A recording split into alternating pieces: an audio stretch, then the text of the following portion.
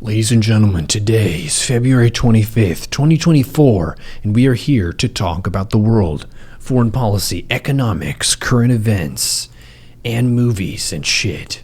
We continue with another episode of World Discussion with Agent Smith. Smith. Hello. Hello. Hey, how are you? Good. How are you, Sip? Can't complain. I've had a pretty solid week myself. That's good. Yeah. You have Anything exciting happen? exciting per se. I have 24 more panels of acoustic foam in my stream studio now. So the amount of coverage on the walls that I'm looking at has increased quite a bit. My walls right now are basically acoustic foam and waifu posters. Well, why do you need the foam? Well, because I ran out of waifu posters. Naturally. Well, it captures the sound in the room a lot better. Uh-huh. So it doesn't bounce off the walls, and you would hear my voice 2 or 3 times, basically. Uh-huh. And then also Trisha is streaming in the room next to this one. So the Okay. more sound that I absorb in this room, the less that bleeds out into that room. Okay, interesting. Yes. So it's not to keep sound from outside the room out. It does help with that a little bit because any vibrations that would be moving that wall, the foam is going to be grabbing some of those sound waves. As well. Okay. Yeah. But it's more for the sound in the room. Yes. That's where it's the Gotcha. most effective for sure. Ah, interesting. Mm-hmm. Well, I don't have any foam in my room. It's okay. You sound fine. It really depends on what else is in the room too, because the more stuff is in the room, the less it's going to echo. The more empty the room is, the more Yeah. bouncy the sound's going to be. Gotcha. I do have a lot of crap in here. Like actually poop or just like different items? Miscellaneous disrata. Gotcha. Stuff. Yeah. Is a good deal of stuff. Well, I've mostly organized the room here, and part of the issue was I do have some empty floor space, so the walls don't really have a ton on them. Posters and frames and things don't really stick out too much, and they are pretty flat, so adding the foam helped a lot for catching a bunch of the sound. But the room turned out great. I'm pretty stoked about it. We've been a lot more active going outside and getting stuff done too, because this city is walkable here, and we're just living in the city, so we can walk to grocery stores and do whatever kind of errands without needing a car, which is cool. Didn't you move to LA? Yes. LA is walkable? I'm in Hollywood. Oh, Yeah, okay. it's walkable. It's not It's- like really easily walkable, but it definitely is doable. Gotcha. Traffic doesn't usually go super fast in inner city anyway. Like, there are obviously some crazy people, but you kind of get the hang of it if you just realize you can't trust any driver at any time, and you should always assume that they can't really see you that well.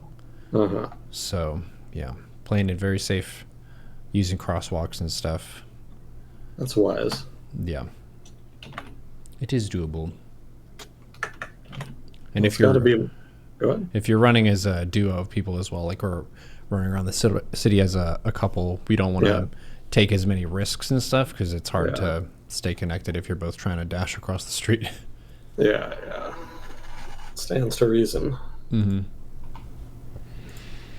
Yeah, I've had a more open schedule in terms of the content that I'm streaming because the WoW Guild isn't raiding anymore. So being able to stream more Stormgate and then more StarCraft, more Dota, stuff like that, more of the other Yeah. games that I've been doing has been fun. So is that going to be like the new pattern? Probably for a while. We're not going to be able to stream Stormgate in 2 weeks. So there's 2 more really? weeks of it for this beta phase where they're letting us test it and stream our games and so on. But then they're going to take it offline for a bit to prep Gotcha. the next phase, which makes sense. But during that phase, I'll do more of my other stuff, StarCraft and Dota And then I did make a hardcore Brunt, the warrior that I played in WoW, where if he dies, the character is deleted. So it's a much higher intensity leveling process where you really don't want to mess up. And he's level 10 out of a max of 60 currently. So that's kind of like another thing that I'm doing that's still in the WoW universe, but it's not with our raiding guild in the same capacity as before. Gotcha. Individual initiative. Yep. The character is fun. One of the things that I would say I don't really regret majorly, but definitely altered the course of the guild's culture was we were originally going to roll on a role-playing server, but we ended up rolling on a PvP server instead. So that definitely changed the type of player that we had in the guild, and also just how involved other players were in writing their characters' backstory and acting out their characters. Because on an RP server, a lot more people have a name that's appropriate for the Warcraft universe, and they're also kind of thinking about why their character is there, and they have some character personality and maybe some quirks or attributes about them. So that's something that I almost did, but there were some people who didn't want to do that, so we decided not to go on a roleplay server. But I roleplayed my character basically all the time, where I would be in voice, and I talk like this when I'm Brent. He's got his own voice. It's a little bit different. He's got a Texas accent, actually, and it's a lower part of my vocal register because it's meant to sound a little bit more like a minotaur. So I would just be in all of my raids talking like that for hours at a time.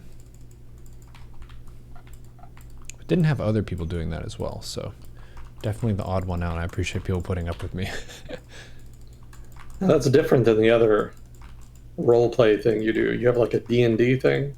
I've seen that on your YouTube a couple of times. Yeah, that's traditional Dungeons and Dragons where it's pencil and paper, whereas WoW it's still in a fantasy setting, so you can just add your own imagination of what the character backstory is, but you don't actually need to write those things in to play WoW successfully, but you do need to have them for D&D, just because your character's backstory and stuff is a bit more fundamental. Gotcha. Yeah. I'm liking Dota 2 a lot. It's a very good game. It's very polished. The only thing that feels kind of bad about Dota 2 is that the game is so high skill that for me to actually climb in that game, I would need to be pumping tons of hours into it and basically making it my primary focus because it's so competitive. Yeah. That's kind of why I haven't really gotten too much into MOBAs. Sort of. I guess I do play a lot of HOTS. That's different. HOTS is very, very well made for new players. The first time I played that game, I felt like I could contribute and do good stuff. Whereas the first time you play in Dota, you're actually just like a tiny bunny that just feeds the enemy dragon. It's just, there's nothing you can do. You don't understand what's happening. And they just feed off you consistently and get more powerful. So it only gets worse for you. Yeah. Yeah, I would rather spend the time mastering some other skill. Yeah. Ultimately, because I understand the community is kind of toxic too, right? Yeah, by kind of, it's like if they don't like the way that you're playing, they'll say that they're going to go and systematically do violence to all your family members, and they'll talk about like dark stuff in your past. It's very brutal, the Dota community. Yeah, so that's mastering Dota 2 seems like a very long walk for a very small drink of water. Wow. So I don't know that I would be willing to invest that. So kudos to you for putting up with it. No. I'm more of a masochist though, so it makes sense. There you go. To me, it's like partly more exciting of a challenge because it's annoying in that way. Because I get sort of defiant or bristled by people who talk shit to me most of the time. Which can be helpful, and you get more adrenaline and stuff because someone's talking shit to you, being confrontational and combative. Yeah. Very immature stuff. Very like high school football locker room kind of behavior. It's not productive. It's not ethical. I stand against it, but I used to do it all the time. My favorite thing was to call people trash cans. That was my favorite. Everyone had their own things. Some people it was slurs. Yeah, that was another experience that I skipped out on. Yeah, too socially anxious for team sports, so I ended up avoiding them. I would have avoided marching band too, but I got shanghaied, so there wasn't any avoiding that. Oh man. They were like, no, you're in the marching band. And you're like, but I don't want to be. And they're like, it's not your decision to make. Basically, yeah. I mean, nobody told me coming out of middle school, and then when I was selecting classes for my freshman year in high school, that if you signed up for band, then you automatically sign up for marching band. Oh. I was not aware of that. If I had been, I would have made some different choices. Yeah, you can imagine my shock when late summer break before freshman year, I got the letter in the mail about when band camp was going to be starting, specifically marching band camp. And I was confused and consternated. That's funny. To put it mildly. So I got my draft notice. I couldn't get out of it, so I was told. And so, yeah, I got shanghaied into marching band. But then you did it for more than 1 year, or you just did it for the one? You know, I did end up doing it for a second year after the first. See, it wasn't that bad. Unless they shanghaied you again. No, they didn't do it again. I just needed the, the art credit.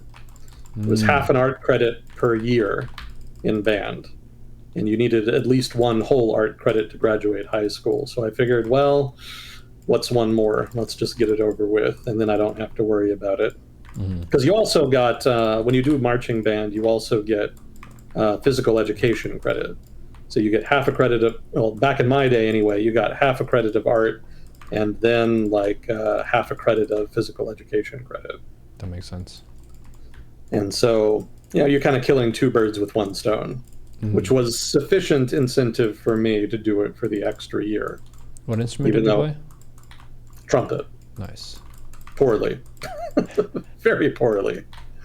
I wasn't doing it right for years, and I didn't really understand until like way later. And I really struggled to kind of adapt to the correct way when I finally figured it out. Oh, yeah.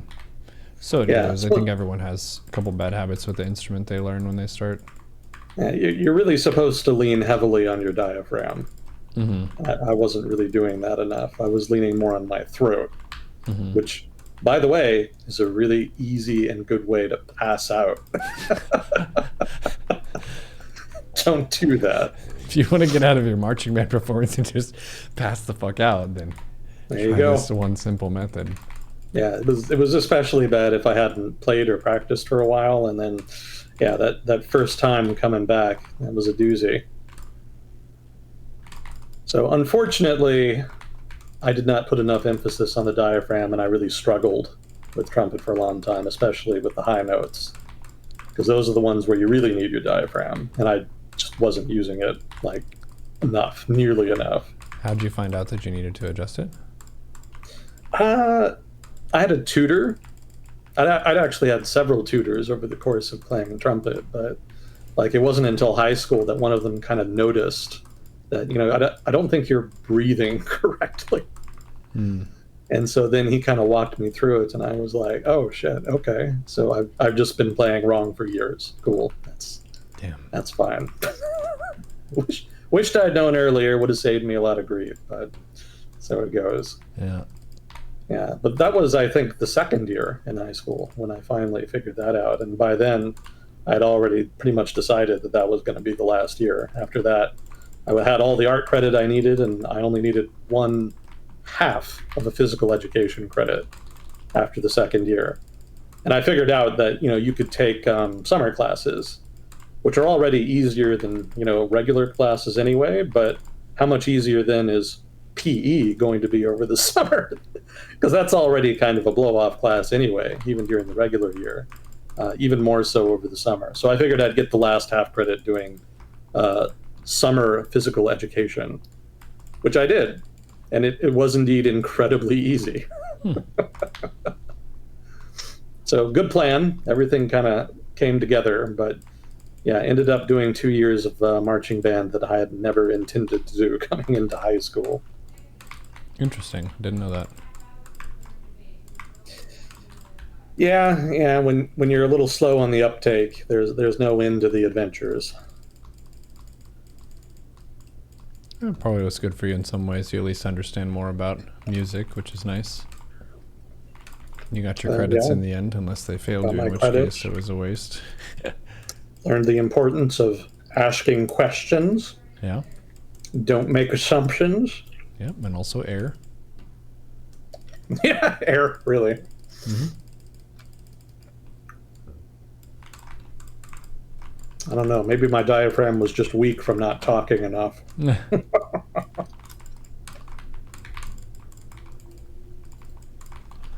Well, I did look at some headlines for the week. I saw a bunch of status quo stuff. Zelensky's saying things about Russia. Russia's like, nuh-uh. And then at the same time, Israel and Palestine are actually still hostile toward one another. I saw that. Also that Trump could be in trouble, which is status quo. Yeah.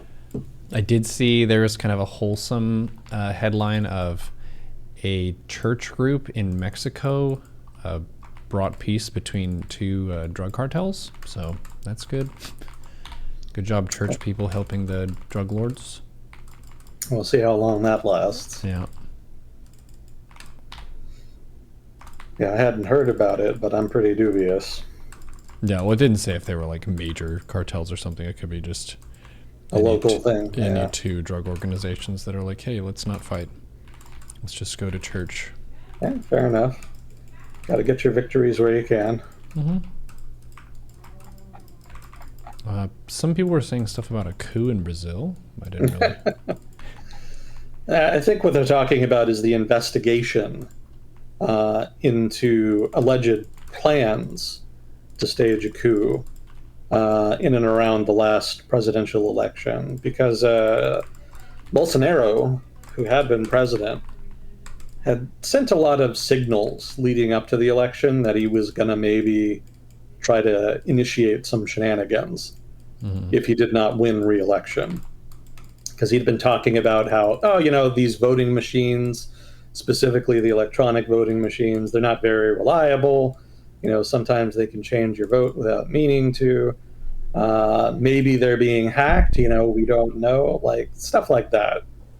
And he was very vocal and public about it, so it was not like an internal administrative thing where he was like telling his people, I'm concerned about this, let's take proactive action. No, he was just he was vocalizing these concerns to a public audience, basically just trying to kind of lampshade and set the groundwork for a potential effort to delegitimize an election that he might hypothetically lose, thereby potentially justifying nullification of the election results. So that was the concern. As it happened, he did lose the election. He did not try to nullify the election results and retain power.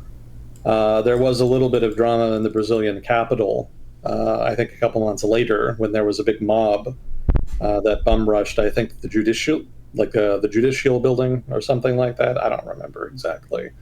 But there was nobody in the building. Like, everybody was on holiday at the time, so it wasn't like especially well organized. It was just kind of a spontaneous thing, at the time. But between that and concerns about just what Bolsonaro had planned leading up to the election led the subsequent government, led by Lula da Silva, to investigate some of these allegations and some of these events. And the result has been an ongoing investigation into potential plans by both Bolsonaro and affiliated generals in the Brazilian army to potentially stage a coup and basically seize power. And there has been some substance to those allegations, allegedly, going by recent releases. Given corruption in Brazil, who really knows? I I would want to refer to somebody a lot more familiar with Brazilian politics. Talking with Dagnip about Argentine politics has certainly been very illuminating about the extent of corruption in the politics. So it can be a little hard to determine who to trust and whose statements are actually substantive as opposed to just manipulation, often brazen manipulation. But in the case of Brazil, the talk has been about alleged plans to stage a coup, and some of the recent revelations to that effect have included the arrest of a general who has been implicated in those plans, as well as, I think, the seizing of Jair Bolsonaro's passport. I don't think he's been arrested yet, because I think he's still hanging out in Miami. Somebody can correct me on that if I'm wrong. That's what my memory is recalling anyway. But there are, a couple of things happened with regard to those investigations. There hasn't really been a conclusion yet, but there does seem to be some evidence that there is some substance to the allegations, and that's what I think people are referring to in chat when they kind of refer to the coup in Brazil. I don't think anything will come of it, because I don't think anybody who voted for Bolsonaro, certainly no one who voted against Lula da Silva, is going to particularly trust the da Silva administration to prosecute that investigation impartially. So most likely, even if they do find substantive evidence that there was a coup plot in effect, most likely it's not going to move the needle as far as support for the government. So it won't change much, but... Yeah, partisan politics is a thing in Brazil as well. It's not just the U.S. suffering from that particular malady, unfortunately. Yeah, almost like a Brazilian version of Trump and Biden. Bolsonaro is the Trump. Pretty much, although there's definitely a Brazilian spin on them. Yeah, for sure. Yeah, there was not a military junta controlling the United States in the 1960s and 70s, as well as much as the 80s. And Donald Trump did not come out and publicly say that life was better under the military junta. Jair Bolsonaro did. So that's a pretty big difference right there. And da Silva is definitely kind of an old school Marxian style leftist, very much of a 1970s vintage. So people accusing Biden of being a Marxist are incorrect, but in the case of Brazil's equivalent, yeah, that's pretty on point in that case.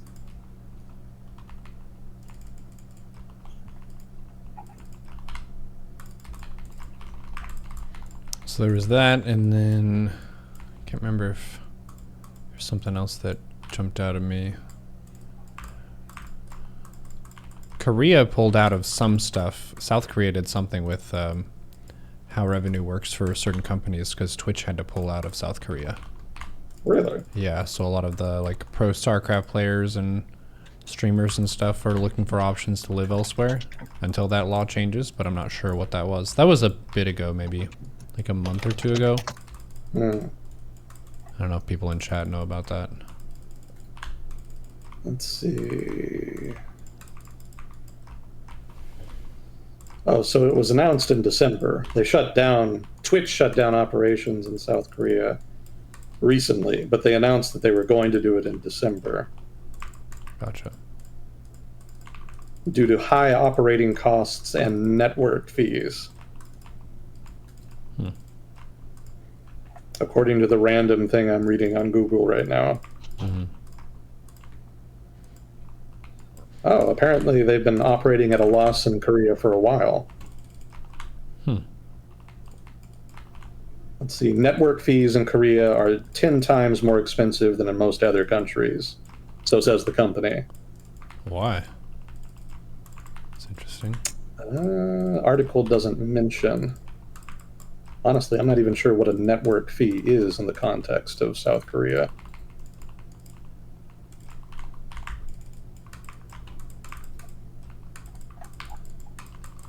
Yeah, I would have to read more about it. That is news to me. Let's see. You do have me curious there. Oh, so network fees is just how much they're paying for access to the internet.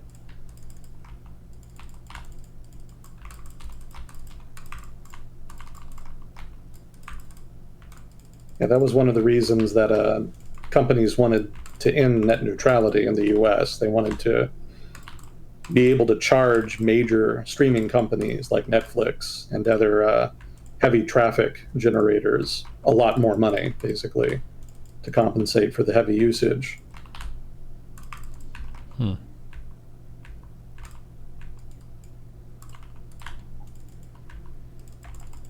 Man, internet stuff is really predatory for the consumer currently. Yeah. Basically just a dice roll of if you have a benevolent or malevolent ISP relative to what they give you and the cost. Because I feel like a lot of people in the US pay around 70 to $100 a month, and you're either getting fiber or complete shit. But it's still all around that price point. Yeah, it varies pretty considerably depending on where you are. Huh, all right. I will read more about that later. I had one question about Iran. I saw a thing that, this is just a poll, but it said that there was a poll that said the majority of Iranians want a secular government. And that made me think about, okay, well, I know they have a theocracy of some kind, but what is the actual structure of what their church has control over? So there's no church per se. There's a clerical establishment, quote unquote, basically led by the Ayatollah. And I would say that in the Islamic world, my understanding is that it's kind of similar to Protestantism, where you have institutions that train priests and or imams, depending, and they kind of just go out into the world and do their thing and work for either local religious institutions or larger religious themed NGOs of one kind or another. In Iran's case, they have what's called Assembly of Experts, if I'm not mistaken. And you have to have religious credentials in order to serve in the Assembly of Experts. They are technically elected, but of course, between needing religious credentials and the fact that they have a de facto veto on who can run for those positions, effectively they've reserved positions on the Assembly of Experts for very conservative styled imams who basically agree with the status quo as defined and led by the Ayatollah. So there's not a religious institution per se at the heart of the Iranian government. Rather, there are just political institutions that have been reserved for what you might call religious elites of one kind or another, whom basically are just political elites who have gone to some kind of religious school and received some kind of religious education. Power attracts ambitious people. So, at this point, a lot of the people going to religious schools in Iran are probably not necessarily really pious people, but people who want to get ahead. Because that's how you advance in the political system. The role of the Assembly of Experts is basically one of oversight. Technically, they have oversight over the Ayatollah himself, because technically they're supposed to vote for who the new Ayatollah is when the position is open. And then they have the option of also removing an Ayatollah currently sitting, if they so desire, if certain conditions are met.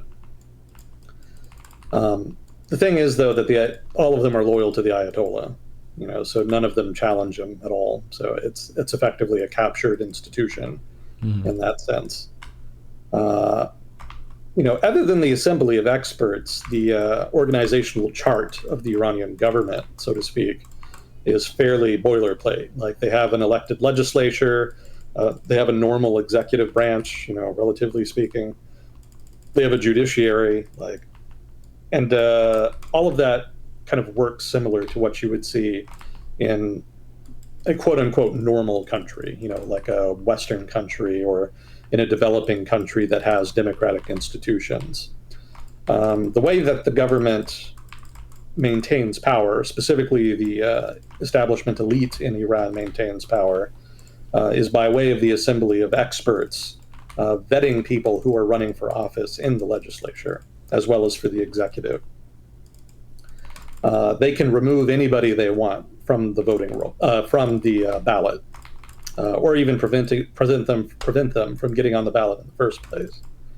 And technically, there are specific reasons that they're supposed to cite when they remove somebody, but they're sufficiently ambiguous that they can kind of remove just anybody for pretty much any reason, whatever they want. And so, the result is that while Iran on paper looks fairly democratic and has nominally democratic institutions, just by preventing, anybody who really opposes the status quo from running at all in those elections, they're able to maintain the status quo.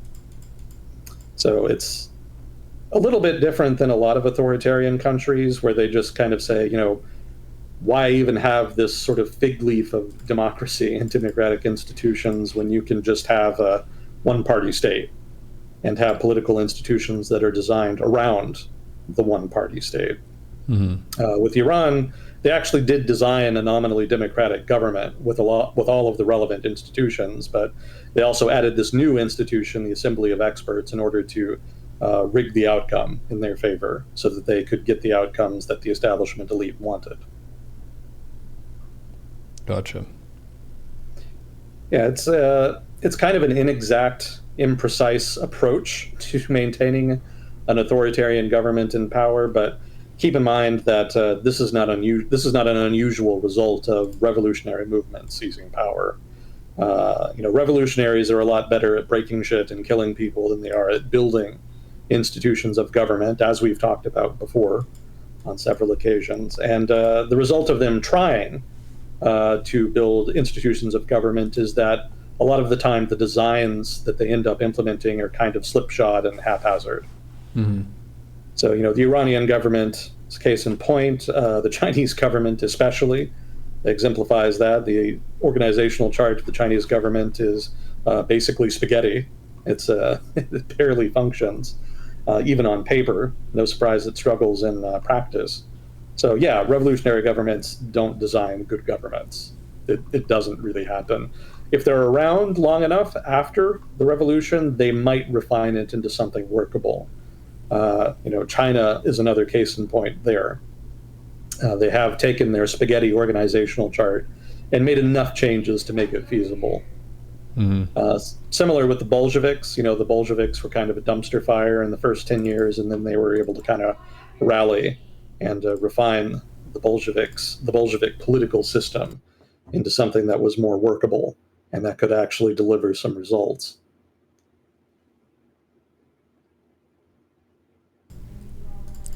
Yeah, taking power is very different from holding power and governing. That's one thing that I think it was Paul Ryan was talking about, how it's easier to be an opposition party than a governing party after he was, I think, the opposition to Obama, and then Trump is elected, and it's like, okay, now we actually have to be the ones who are doing the legislating because we have an upper hand of some kind, but you have to make it good enough that the majority goes with it, which is pretty hard to do because a lot of them will just go against you by default just to stay along party lines. Yeah. It's interesting that Iran has that, I guess it's the structure of democracy, but it's not true democracy because they have a strong filter that they apply to it of, if you're not one of us, you can't run. Yeah. So it's not open. It's closed democratic elections, you could say, or semi-democratic. Yeah. An illiberal democracy, shall we say. True. I think it's important, too, to mention that, they have used violence in order to try to deter people from challenging the regime. Generally, that violence is in response to either nonviolent or violent resistance against the government, mass protests or what have you, or revolutionary violence in the case of the 1980s. But that is another relevant factor. In fact, that probably tips them away from being a liberal democracy and more towards an outright authoritarian dictatorship. Because even in a case like an illiberal democracy like Hungary, for example, the government does not rely on violence or intimidation per se to maintain its power. Rather, they rely on populism and marginal changes to the electoral laws to try to cement their hold on power. But they do not force people per se, like an authoritarian government would do. Like, say, Russia, for example. But Iran does do that. The Iranian Revolutionary Guard Corps, in particular, has used considerable violence in the events of, in cases of mass unrest in Iran over the past couple decades. Damn. So that does put them in a different category. So not only do they filter candidates when people note that the candidates are filtered and that they want somebody else that the government doesn't want and they protest for it, then the guns come out. You saw that with the hijab protests, last year or so? Oh, yeah, I remember that. 22, 23, whenever it was. And that's when then the shooting started. That's when the violence started. So they will rely on that tool as a kind of final leg of their institutional design for their government. So they'll do the democracy dance and like have the steps that would satiate a lot of people and make them feel like they're living under a fair government. But then if you actually try to make changes, they're like, actually, no, you can't do that. We will shoot you. Yeah. And, there's also secret police, prisons, torture. Like, that's all also a regular part of the political system in Iran, unfortunately. Like, don't most countries have those things, though? Torture? No. Oh. Yeah. Secret police, to a degree. Prison, actually, yeah, everybody has prisons. Fair point there. But I was thinking more specifically of systematic torture within the prisons. That in particular. Oh, isn't like torture is openly legal there and everything? I actually don't know if it's openly legal. They just don't give a fuck. Yeah. They, regardless, they do it, and nobody can really do anything about it. Yeah, and they'll disappear you as well. Like, they don't go through the motions of the procedures of arresting you, trying to prove that you did something wrong, whether they produce fake evidence or not. They don't go through that process. If they feel that you're a danger to the system, or that they want to, or even if they just don't think you're a danger but want to make an example of you, like they will just disappear you. People just won't hear from you one day, and they won't know why, potentially for years on end, or maybe forever, depending on how long they want to hold you. Damn. Pretty brutal. Well, I mean, it is the Middle East. Yeah. That's not unusual there. Egypt has gotten really bad on that count, actually. It's never been especially good on that count. It's had an authoritarian government, well, always, pretty much, throughout its history, to varying degrees. But after the military seized power from the Muslim Brotherhood, they doubled down on it. And, at this point, I think you could classify Egypt as a totalitarian state. Really? Yeah. I think they've upgraded from just being an authoritarian military junta to just full totalitarian. Because the military got sufficiently paranoid after the Arab Spring that they've really expanded surveillance. They've basically just started ignoring the court system. Before, if you did something the government didn't like, that you would be arrested, you would be accused of something you didn't do or maybe did do, and then false evidence would be produced. And, there was a whole procedure for it. It was all bullshit. It was all theater, but they went through the motions of at least pretending that there was a functional bureaucracy in place. Now they don't do that. Now I've read reports of people just never being heard from again. Like, maybe they'll post something on social media, or they'll write something, say something, and then they just disappear and they're gone. And if their family members ask about it, then they're intimidated. They're told, like, don't pursue this. And if you do, then we're going to deal with you too. So it wasn't like that before. That's a very clear escalation on the part of the government, and a significant deterioration in the human rights of the country. Yeah, I actually went to Egypt when I think it was Mubarak. Was he the president? Yeah, back in the day. Yeah. It was a pretty nice stay in the country overall. Definitely was weird for my mom, the way that you're looked at if you're a woman. If you're ever seen without your husband or whatever, you'll get kind of side-eyed and stuff. And then, just expected to wear coverings and so on. We were outsiders too, so that makes sense. So we would get looks and that kind of thing. But the food there is amazing. The ancient architecture and stuff is really cool. There's just so much fucking ancient Egyptian stuff there that they've just got 8,000-year-old artifacts just laying on the floor uncategorized. Like, someone needs to put this into the correct bin. It's kind of silly, but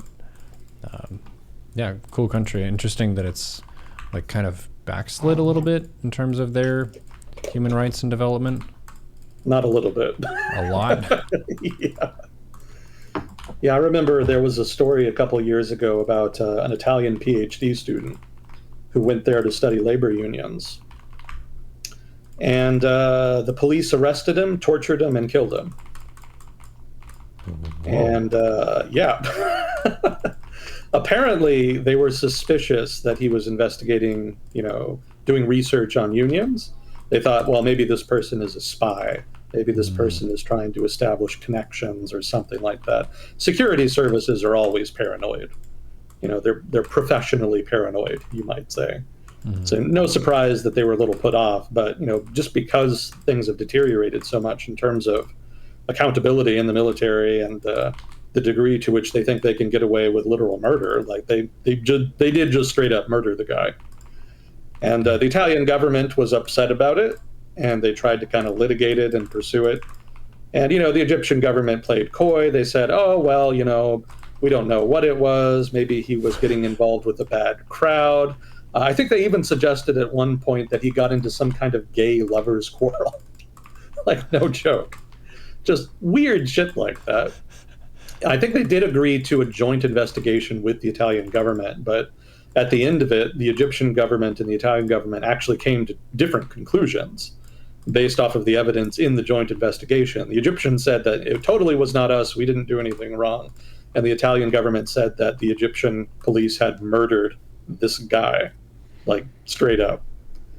And it's kind of been a thorn in relations since then, correspondingly, But that just illustrates the degree of brazen lawlessness that the Egyptian military has been up to for the past 10 years or so.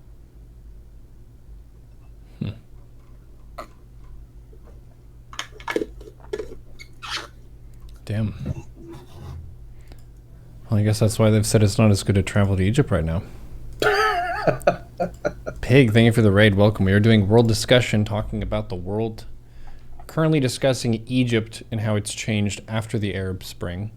That was a period where a bunch of different countries tried to make some major changes and so on. And some of them, I think, maybe took some steps forward and other ones took some steps back. But it was definitely a period of reshuffling of what they were doing in their respective nations. How's Tunisia doing? Bad. They're not doing good? No. They were one of the success stories, I think, at the start, anyway. Yeah. Tunisia did pretty well coming out of the Arab Spring. They had the revolution. They got rid of Ben Ali. Their democracy struggled to kind of solidify and consolidate. But they seem to be moving in the right direction. They had this Islamist party. It was not radical Islamist. It was just political Islam style, a political Islam style political platform. And they won election. And there was some concern in the country about whether or not they would just go full jihadi or whatever. And so the guy who led that movement, I think his name was Gunwachi, something like that. He actually agreed to a unity government. He didn't have to, but he agreed to, sort of just in the spirit that it would be better to have a unity government in order to assuage the concerns by the opposition. So that was a big-minded move that suggested maturity on the part of political actors in Tunisia's nascent democracy and was just generally an encouraging sign. And things kind of continued in that vein for a while, well, where you had politicians like fighting vociferously against each other, going at each other, but also just not overreaching too much. The big problem really had to do with the economy, which had been struggling for decades, like even well before the Arab Spring. And a big part of the Arab Spring's genesis, right, the impetus for it, had to do with the Ben Ali dictatorship's inability to generate improvements in the quality of life on the part of the majority of the population, especially people living outside of the capital, Tunis. Sort of the major urban areas of Tunisia received all the resources, and everybody else was just kind of left to their own devices. And they found it very difficult to make a living there. So the inability of the democratic post-Arab Spring government to deliver improvements to the economy undermined it considerably. The more time that went on without improvements in that vein, the more jaded people became about the utility of democracy and their new democratic government. Mm-hmm. And that opened the door to populists to kind of enter the picture. The most recent presidential election is where that kind of really hit stride. There were two major candidates that led in the polls. And one of them was a clear-cut populist who was, talking lots of shit, talking about how he was going to fix everything. He was going to take control. He was going to just do whatever was necessary. And a lot of people were really concerned about, that he might become the next Ben Ali if he was elected. And the other guy was kind of a middling, centrist, older guy in his, I think, 60s or maybe even 70s. His name was Kais Saied. And he seemed to be the more moderate candidate. Nobody was really sure what he was going to actually do to improve the country. He kind of speak in those broad centrist strokes, just kind of pacifying people with moderate rhetoric, but not saying actually boring government shit. Yeah, pretty much. So, in the election, everybody was concerned about whether the populist would be elected and destroy nascent Tunisian democracy. He lost. Kais Saied won power, became the next president, and then proceeded to centralize authority under his rule and destroy Tunisian democracy. Go figure. Damn. Yeah, his justification is that the opposition, as well as just government intransigence and bureaucracy in general, were preventing change, and that in order to cut through it, the presidency needed more power. And so he did whatever was necessary, be it in the form of executive orders or in cajoling the public into voting for allied politicians in order to get majorities to implement greater powers for his presidency, up to and including having a referendum on expanded presidential powers, which was probably not free and fair, given that the legislature did not technically vote to allow it, and given that the executive, again, as run by Kais Saied, was exclusively responsible for running it. Keep in mind that by this point, the legislature had been suspended by Kais Saied and had been marginalized, and so was no longer a politically relevant factor beyond pure rhetoric and the distance of a few politicians who managed to get their voice out through censorship, which Kais Saied had also implemented after he had been elected. So Kais Saied actually ended up being pretty popular because he did these things. Obviously, they were not good for the health of the country's democratic institutions, but they did seem to be making progress on mitigating the power of opposition figures who had been somewhat obstructionist in their opposition to various changes and reforms that were thought to be necessary for the country to make progress, both economically and politically. So Kais Saied, by cutting through that, generated hope in the country that maybe finally a strong presidency would emerge that would be able to direct the country in a positive direction.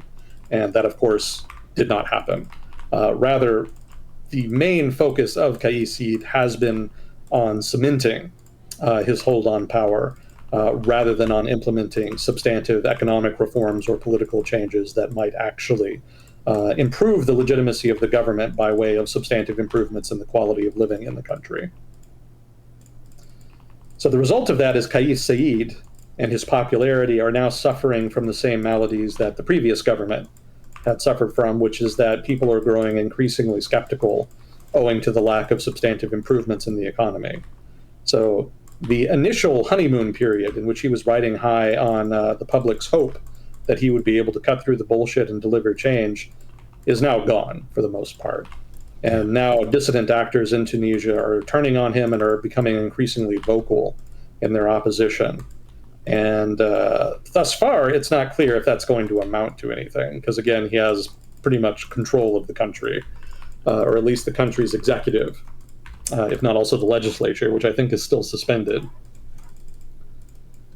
So how that pans out, if there can be a return to something resembling the previous trajectory of improvement in democratic institutions, or if Kais Saied just decides to stick around regardless, or if there's some kind of second wave of Arab Spring-style protests that brings down the government. All of that is unclear. There's a lot of uncertainty in that regard.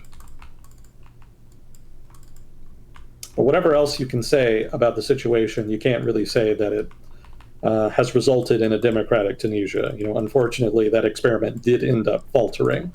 It's not completely dead. Civil society did improve and expand significantly after the Arab Spring in Tunisia, and they're still around. Kais Saied's de facto dictatorship is not absolute, nor is it totalitarian. So there is space for civil society, there is space for criticism. And there is potential then, if Kais Saied is able to be pushed out of power, or perhaps recognizes that there should be limits on his power, that there could be a reemergence and a new renaissance in Tunisia's civil society. That could be the new foundation for further improvements to democratic reforms and democratic society in Tunisia.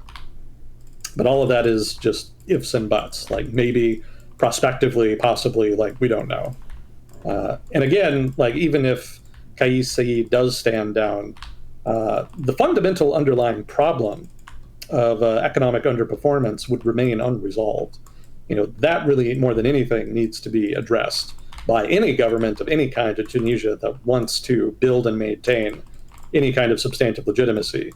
Otherwise, there's just going to be this continuing cycle of governments breezing in, promising change, and then failing to deliver economic growth, and then suffering a collapse in popularity that results in some kind of dramatic change again.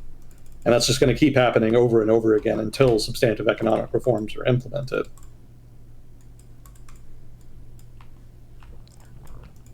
So they need reforms to make sure they don't get another bad guy who's not just going to do the same shit as the previous bad guy. Yeah. That makes sense. But that's difficult to do because there's a number of entrenched political interests in the country that don't want substantive economic reforms.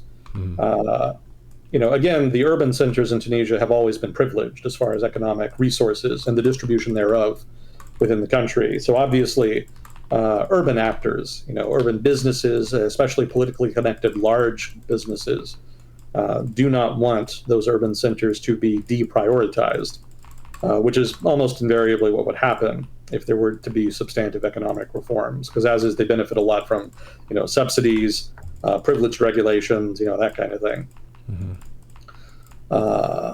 Also, there's a large labor union in Tunisia that is basically like the main labor union for everything.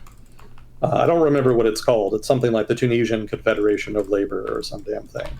But basically, they are one of the major political actors in Tunisia. They don't have their own party, but they are a political force to be reckoned with, since they can, launch strikes and whatnot as they like, and do a lot of economic damage and dislocation that pressures governments. And of course, they can also kind of influence how their membership votes. And it is a substantive chunk of the Tunisian population. So that is a very important voting bloc for anybody who wants to win election. And of course, the union doesn't really want substantive economic reforms because they would probably end up being largely liberal economic reforms. Less regulation, more free trade, fewer protections for workers, that kind of stuff. So unions don't like that. Tunisia's labor union is no different. And so they've been one of the principal blocks to the implementation of those reforms up till now. So either getting the union to change tack and agree to substantive economic reforms, or somehow sidelining the union or circumventing them, is almost invariably going to be a part of Tunisia's economic path forward, if that's even going to be possible.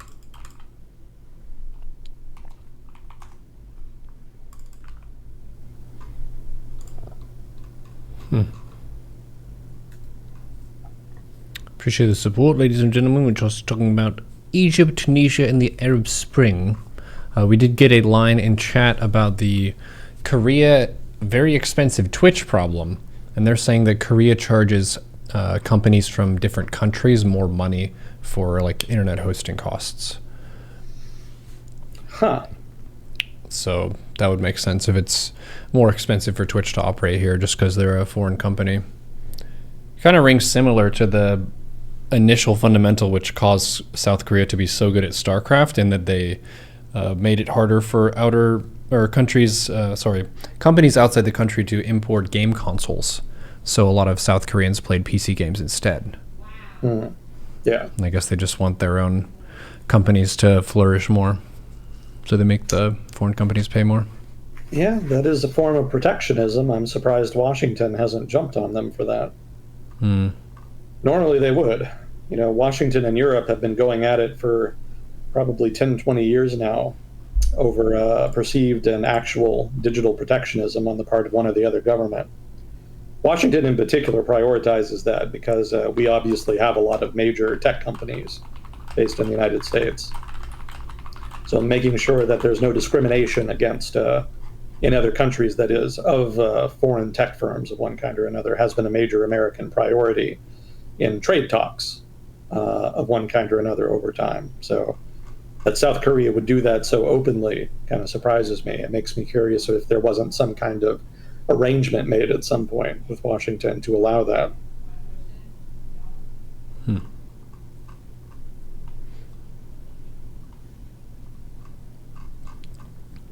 Yeah, we haven't heard as much about trade policy lately since Trump left office. If he wins re-election, you can bet we'll be hearing about it again. He likes talking about deals. Yeah. We'll see if it amounts to anything. You know, the Trump administration, 2016 to 2020, talked a lot about trade wars, but very little of substance was actually done in that vein.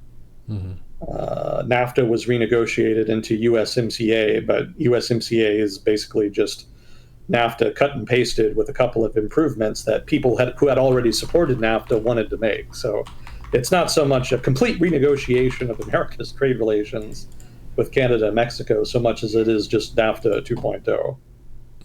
You know, Donald Trump, being very good at branding, managed to spin that as something else than what it actually was. And he basically did that with all of the alleged trade deals that he negotiated, you know, almost all of which were either renegotiations of existing trade deals that were carbon copies, or were just relabelings of trade agreements that had already been agreed and that he wanted to spin as being his own creations.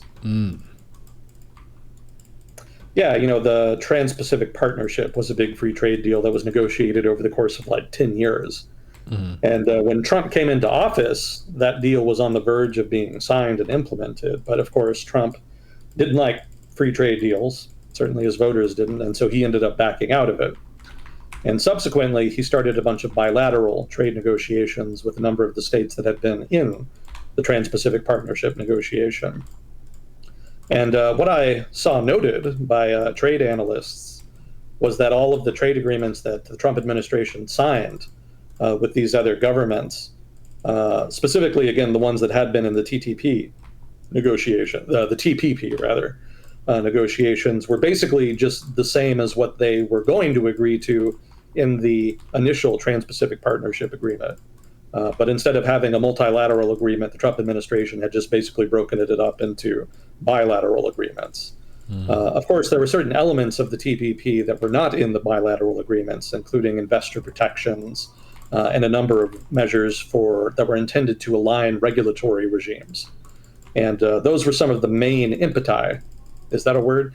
Those were some of the main impetuses for the TPP. You know, the other stuff was kind of marginal and not really all that important. So the Trump administration took the least relevant important parts of the TPP and then implemented them on a bilateral basis with the countries that the U.S. had been negotiating with for 10 years, and then tried to pretend like it was a major victory. It really was just quite the snow job as far as PR and just branding goes. unfortunately, it did do some damage because, like pretty much almost every major foreign policy decision for the past 10 years, it mostly served just to convince regional powers and states that the United States was not a particularly credible or reliable partner in negotiations on major foreign policy issues. Certainly all of the talk about China, we talked about this last time, all of the talk about wanting to compete with China invariably meant that we would have to compete with them on economic terms, since most of China's influence is economic influence, and that's how they exert influence in the world. And the TPP was going to be like the major way that the United States dealt with that and addressed that. And then just on the verge, when it's finally about to be implemented, Trump administration blows it up and tries to implement basically just a lesser version of it. And states in the region saw that, and they basically just concluded correctly that the United States was not really serious about competing with Chinese economic influence.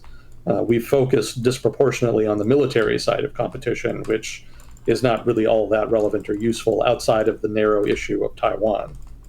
Mm-hmm. So if you're say Thailand or the Philippines, you do have territorial issues with China, perhaps, and you do appreciate military help with those. But in so much as Chinese investors and dependence on imports, dependence on exports into China represents influence by the Communist Party of China over your country's affairs. The United States hasn't done anything to deter any of that or to offset it. And that's a major concern for the region, and it's one of the reasons why the region is so skeptical and, dare I say, dour about American influence in the region.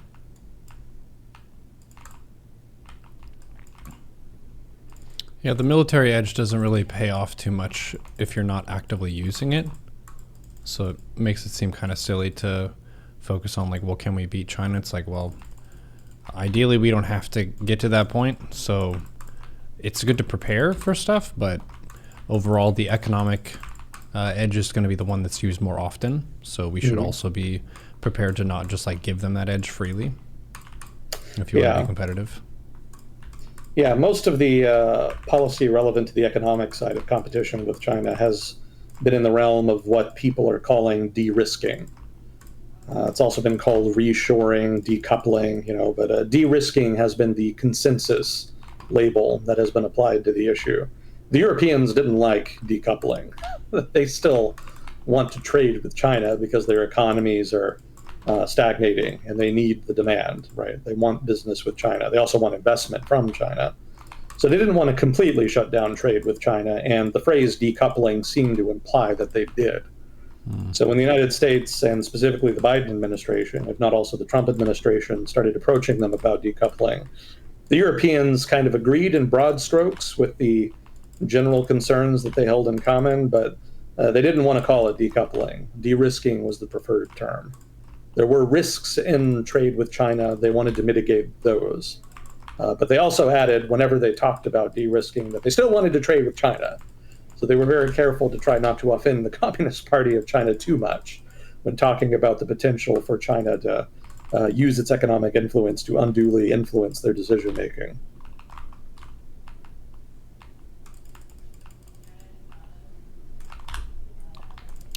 Interesting trade wars. We'll see how it goes. Taking credit for stuff is pretty funny as a social behavior, because most people take people at their word. We actually have been starting mindset classes, which is kind of like the initial bread and butter content that I was making when I started streaming when we were living with Kukyo and stuff. But the second episode, we were talking about different cognitive biases, where we just generally take a certain pattern of thinking, and it serves us well a lot of the time, but sometimes it really doesn't. And credulity is one of the most common ones, where we are more likely to believe someone than to disbelieve them whenever they make a claim. And that has a survival need of urgency. If there's a bear chasing you and someone says, hey, we have to run, there's a bear coming this way. All of our ancestors who didn't run, a lot of them died to bears. So we tend to trust people when they make claims, especially when they make them with a lot of passion. So that is something that we have to watch out for and make sure we don't get duped or propagandized for other people's benefit rather than for what we're actually out for. And then another thing too is to, I think, just know what your buttons are, so that when people are being very smart and savvy politicians and telling you the things you want to hear, you should know kind of what they're going to try to say to you to change your mind or get you on their side. A lot of people just let the buzzwords get used and just eat it all up, and they're just super happy. How many times they said freedom and jobs during this talk? I have to vote for them now.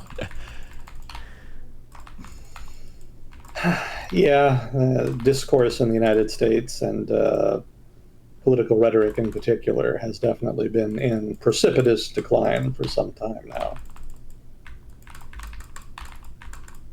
But what can you do?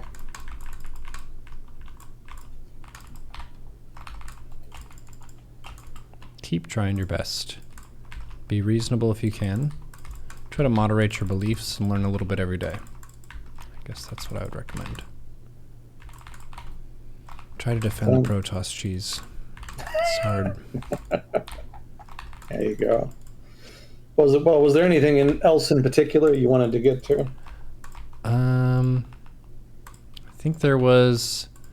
Oh yeah, there was a question in chat. I think it's in the Discord as well.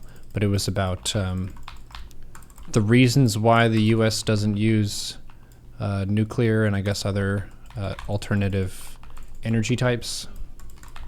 And then there's another one of why do we not mine more in Alaska? Oh yeah, I think I saw that in the Discord. Let's see. What are the roadblocks for adding non-nuclear, non-green energy infrastructure in the U.S.? Roadblocks. I mean, you can kind of define roadblocks differently. As far as government roadblocks, it depends on the state. Some states are obviously more friendly to what would you call them? Brown energy or whatever. Traditional forms of energy generation. Basically, just coal and oil generation, which I assume is what the emphasis here is. So, Wyoming and West Virginia, as the nation's leading coal producers, are obviously going to be a lot more amiable as far as, the initiation of new coal mines and whatnot than other states are. The federal government, for its part, does play a role in so much as, you need to build things like pipelines for oil and whatnot across state boundaries. Overall, they've been pretty good about that. I think one of the most contentious things has been oil drilling in national parks. I think that's come up a lot. But I don't think there's overall that the absolute amount of oil that could be or would be produced out of national parks would be that much. So, I don't think if you are somebody who wants more coal and oil production in the United States, that allowing that is going to make that much of a difference in the grand scheme of things. Most of the oil now is produced out of the shale formations in places like Texas and Pennsylvania and the Dakotas, I think also. Similar with natural gas. Wyoming still produces an immense amount of coal. So, as far as regulations, there are things you can do, and certainly Democratic administrations have implemented a number of marginal changes designed to inhibit further exploration, again, mostly on federal lands, but I don't think those have been like the main barrier as far as increasing production of those things. I think a bigger barrier is actually private investment. Because private investment has been deeply skeptical about industries like oil and coal in particular over the past 10 years, to the point where even when prices spiked after the war in Ukraine started back in 2022, there was not really a big influx of money into the oil industry like you might expect because normally when prices go up, production goes up. And in order to increase production, you would expect more investment to come into a given industry. That didn't happen in oil in 2022. And the reason it didn't is because investors were, again, deeply skeptical about the financial prospects of oil in the long term. And oil companies, too, themselves actually play a role because they themselves do not want to invest in new oil facilities, be it refineries or extraction equipment, extraction sites, what have you, if there is going to be a decline in demand over the long term or a regulatory change that makes it impossible to turn a profit on those investments. So the uncertainty around long-term profitability in the industry has led even the industry itself, and certainly outside investors, to be very gun-shy about investing in the industry. That's one of the reasons the industry has been dumping a bunch of money on stock buybacks, because that's, at this point, about the only way that they can keep people interested in the stock. So that, from their perspective, makes a lot of sense, but it also represents a lost opportunity in so much as that's all money that could have gone into production and could have lowered prices further. So that, probably more than anything, is the main roadblock to further increases in production. Regulatory changes designed to target other areas of the economy, like, say, subsidies to electric vehicle production and whatnot, that does present a challenge in the long term as far as demand for things like oil, because obviously, if everybody's driving an EV, there's going to be much less demand for gasoline, and by extension, that'll have knock-on effects for the demand for oil. So, those regulations do have a role to play. That's something the federal government could hypothetically do, but I don't think cutting subsidies to EVs and cutting subsidies to renewable energy is going to be a vote winner for a lot of people. I think even the people that want the government, and certainly, the green activists, if you want to call them that, to go a little easier as far as restrictions and inhibitions on coal and oil exploration and production, I think even they don't want major cuts to subsidies to renewable energy. Their emphasis, rather, is on minimizing disruption to their own communities and their own businesses, which makes sense. You would expect that. But I also don't think that's going to work, really, because, again, those communities tend to be pretty concentrated, and ergo their political power is somewhat limited overall. There are people living in rural areas across the United States that would prefer deregulation, because in a lot of the rural United States, resource extraction is a dominant economic activity. So there is broad-based support writ large for deregulation. But cutting subsidies, probably not so much that. And keep in mind, even in a place like Texas, where I live, renewable energy production is now a big business. Like, Texas is, I think, the leading producer of wind energy in the United States now. And, like any large industry, they have their own lobbyists, they have their own connections in the capital, right? They know how to do politics, right? You basically can't be a major economic producer or a major industry in the United States without doing some degree of politics. Still not as bad as a lot of countries in that regard, but it's just a fact of life. So they would oppose, obviously, ending substantive subsidies and whatnot for renewable energy as well, and that would itself represent a roadblock to removing those in a way that would be favorable to established industries like oil and gas and coal. So I think the private sector, the relevant industries themselves, and to a lesser degree, federal and state regulations are going to be your principal roadblocks. That's probably where your issue is going to be. Talking about regulations, you could kind of look upstream from that and look specifically at the political demand for regulations. And you could cite political demand for those more green policies as being itself a roadblock, in so much as that represents a voting bloc that is obviously going to oppose efforts to significantly increase production of coal and gas and oil. So I don't think those people are going away. They're pretty adamant. They represent a growing portion of the body politic, especially in urban areas. And so in so much as they're a roadblock, I don't see that as being a roadblock that's going to be removed or that is removable. So that's probably going to be a permanent feature going forward. And in so much as they have their thumb on the scale and have a de facto veto over efforts to increase oil and coal production, it's probably not going to happen, because they do have enough political power to veto those kinds of moves for the most part.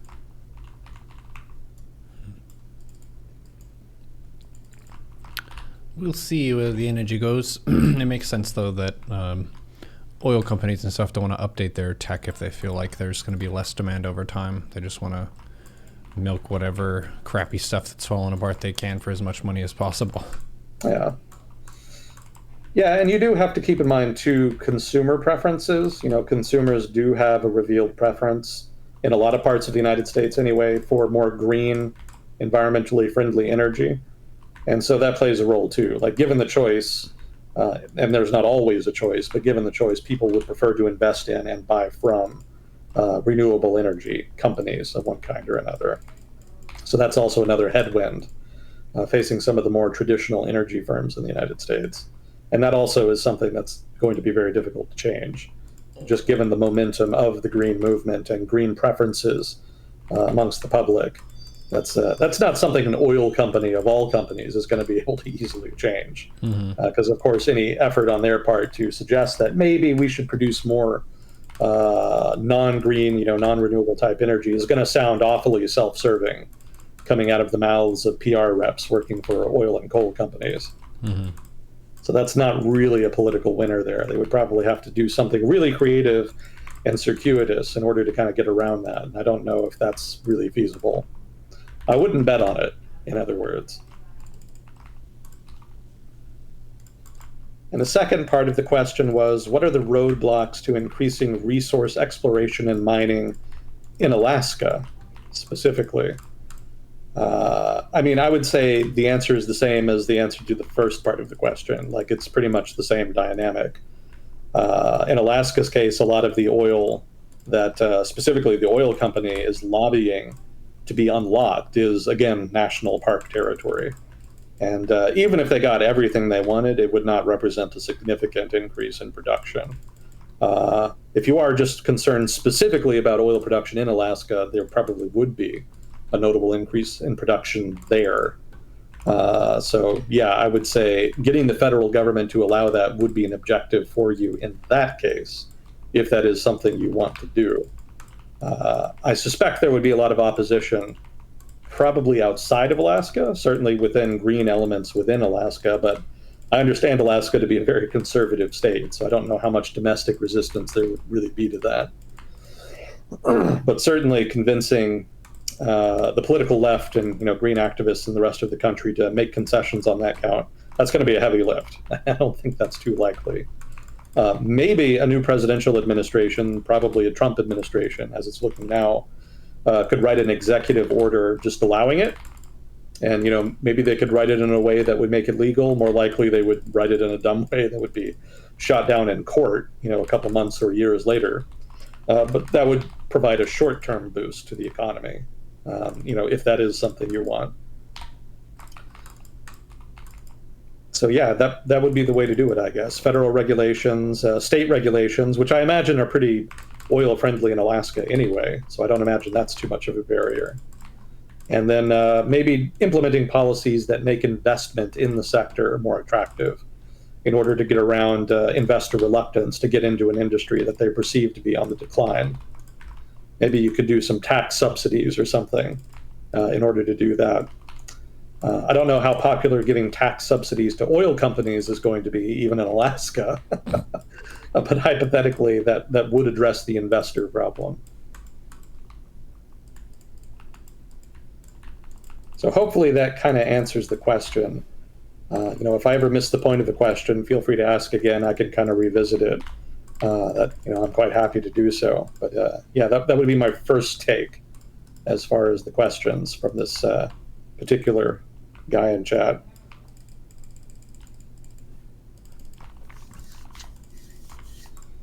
Yeah, we do have a couple questions from previous segments we haven't gotten to yet. Did you want to kind of get into those? Yeah, sure.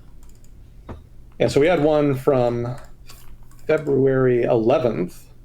So this is one that's been waiting a while. He's probably not listening, but hopefully from some cosmic circumstance he can eventually hear this. This is a question from 822 Willa 822. No idea what that means. The question was, do you think it was a good idea for Israel to remove its settlements from Gaza in 2005 and pull out of the region? Some of you not familiar with Israel will find that to be a very bland question. I assure you, that is a very spicy question. That's a hot topic as far as the Israel-Palestine conflict goes, especially in Israel. Yeah, in Israel, the popular wisdom, the received wisdom at this point amongst the broader part of the population, is that withdrawing from Gaza was a mistake. From their perspective, and again, this is how they argue it, withdrawing from Gaza did no benefit to Israel or Israeli security, and rather harmed it, because into the vacuum that was created by the Israeli withdrawal, there came to be Hamas, and more specifically, a Hamas-run government in Gaza. They didn't fill the vacuum immediately. At the time, it was filled by the Palestinian Authority, which was part of the plan. But in 2006, there were elections in Palestine. Hamas won the elections, and Hamas took power in the Palestinian territories. Israel and the Palestinian Liberation Organization did not want that to happen, and so they actually conspired together to prevent Hamas from taking power in contravention of the election result. They were successful in doing so in the West Bank, but they failed in Gaza. And that's actually how Hamas came to govern Gaza, but not the West Bank, despite winning the election.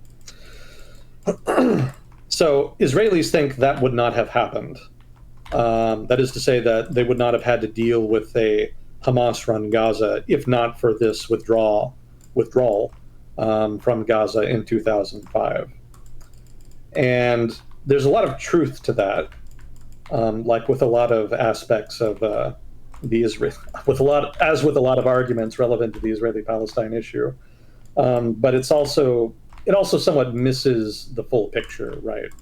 Because withdrawing from Gaza was not the original plan. Keep in mind, the prime minister of Israel at the time was a guy named Ariel Sharon, who was an arch-conservative. He was a member of, I believe, Likud. Please correct me on that if I'm wrong, but I believe he was the leader of Likud at the time. And didn't like Palestinians, had traditionally been very conservative and hawkish on the Palestine issue and Israeli foreign policy generally.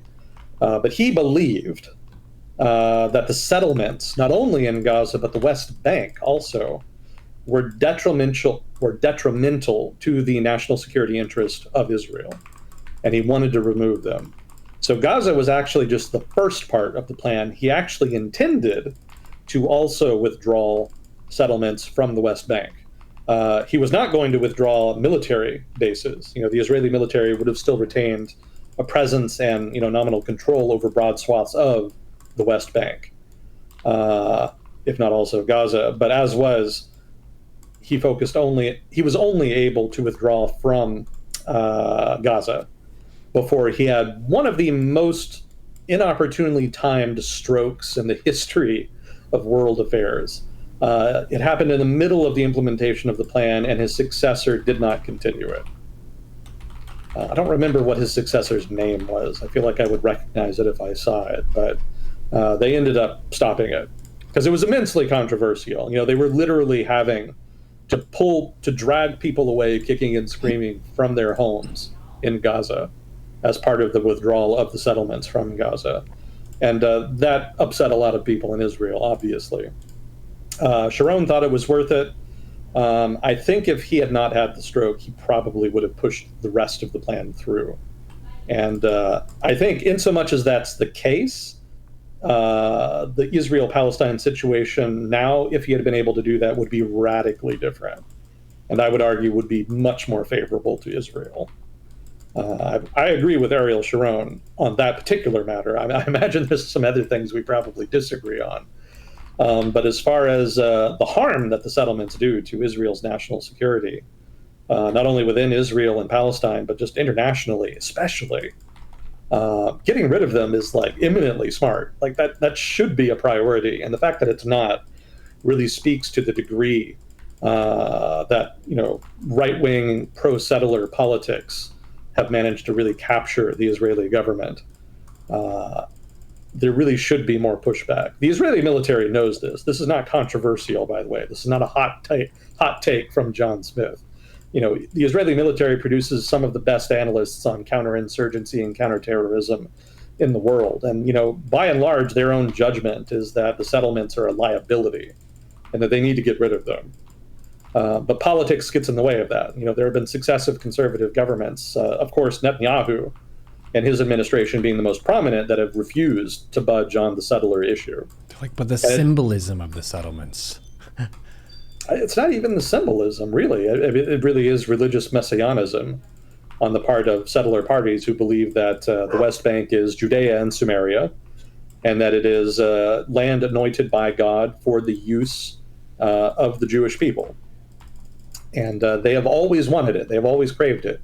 You can go back to the very beginnings of the Zionist movement in the late 1800s, and you could already see in the early stages even there was a divide between people who were more modest in their territorial expectations and goals and people who were more expansionist. The maximalist faction, the latter of them, has been a running current in Israeli politics. They have not always been the dominant current. The centrists and more moderate faction actually had been more dominant in the early 20th century, although in practice they ended up doing a lot of expansionist type activity anyway, as opportunism kind of dictated. There were a number of opportunities that they grabbed in that vein, but they were not the more conservative faction in Israeli politics. That faction has its roots more in groups like the Stern Gang, Hadova, I'm not sure if I'm pronouncing that right, but there are a number of basically of pro-settlement expansionist groups in Israel that have craved the West Bank and wanted to settle all of the territory from the Jordan to the sea from the start of the project. And they have only gained power over the past 50 years. Begin winning the presidency back in, 1980, I think, was a big marker in that vein.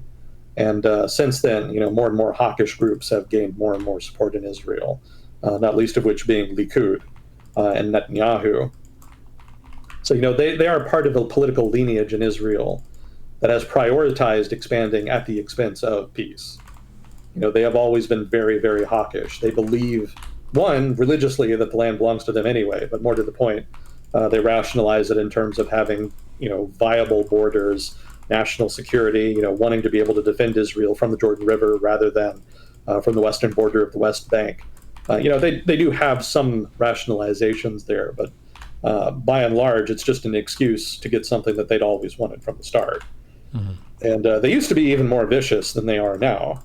Back in the early 20th century, they openly advocating the dispossession and expulsion of the Arab population from the West Bank so that it could be seized and colonized by the Israeli government.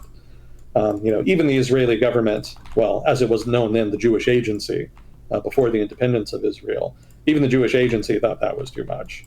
And even after Israeli independence, under Ben-Gurion, who was could be notably eccentric in terms of his ambitions for Israel. I've been reading about that recently in a book on Israeli history. Even he balked at the idea of taking the West Bank. And he actually had the opportunity to do so on a couple of occasions, not least of which was the war in 1948. There was a potential opportunity for the Israeli army, as it was at the time anyway, I think they had a different name for it, to push into the West Bank and potentially expel the Arab population and just outright seize it.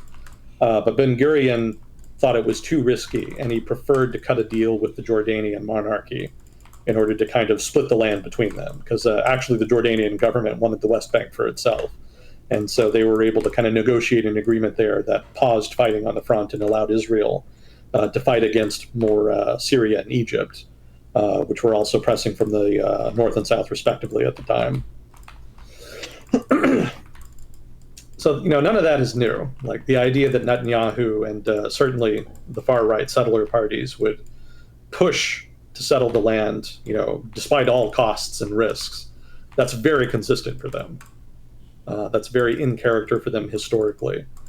There had been more offsetting political factors in Israel, like the Labor Party, like Mapam, certainly, Mapai, I think was the other one. Groups like this had been moderating factors. They kind of also wanted the land, but they didn't want to do it at all costs either. They thought it was important to balance competing interests. But those factions have, all but disappeared, right? The communist factions, communal factions, certainly labor as a political force in Israel. All of these political movements and groups have declined precipitously over the past 30 years in particular. to the point where some of them don't even have representation in the legislature anymore. They just haven't been able to get enough votes to meet the minimal threshold for representation.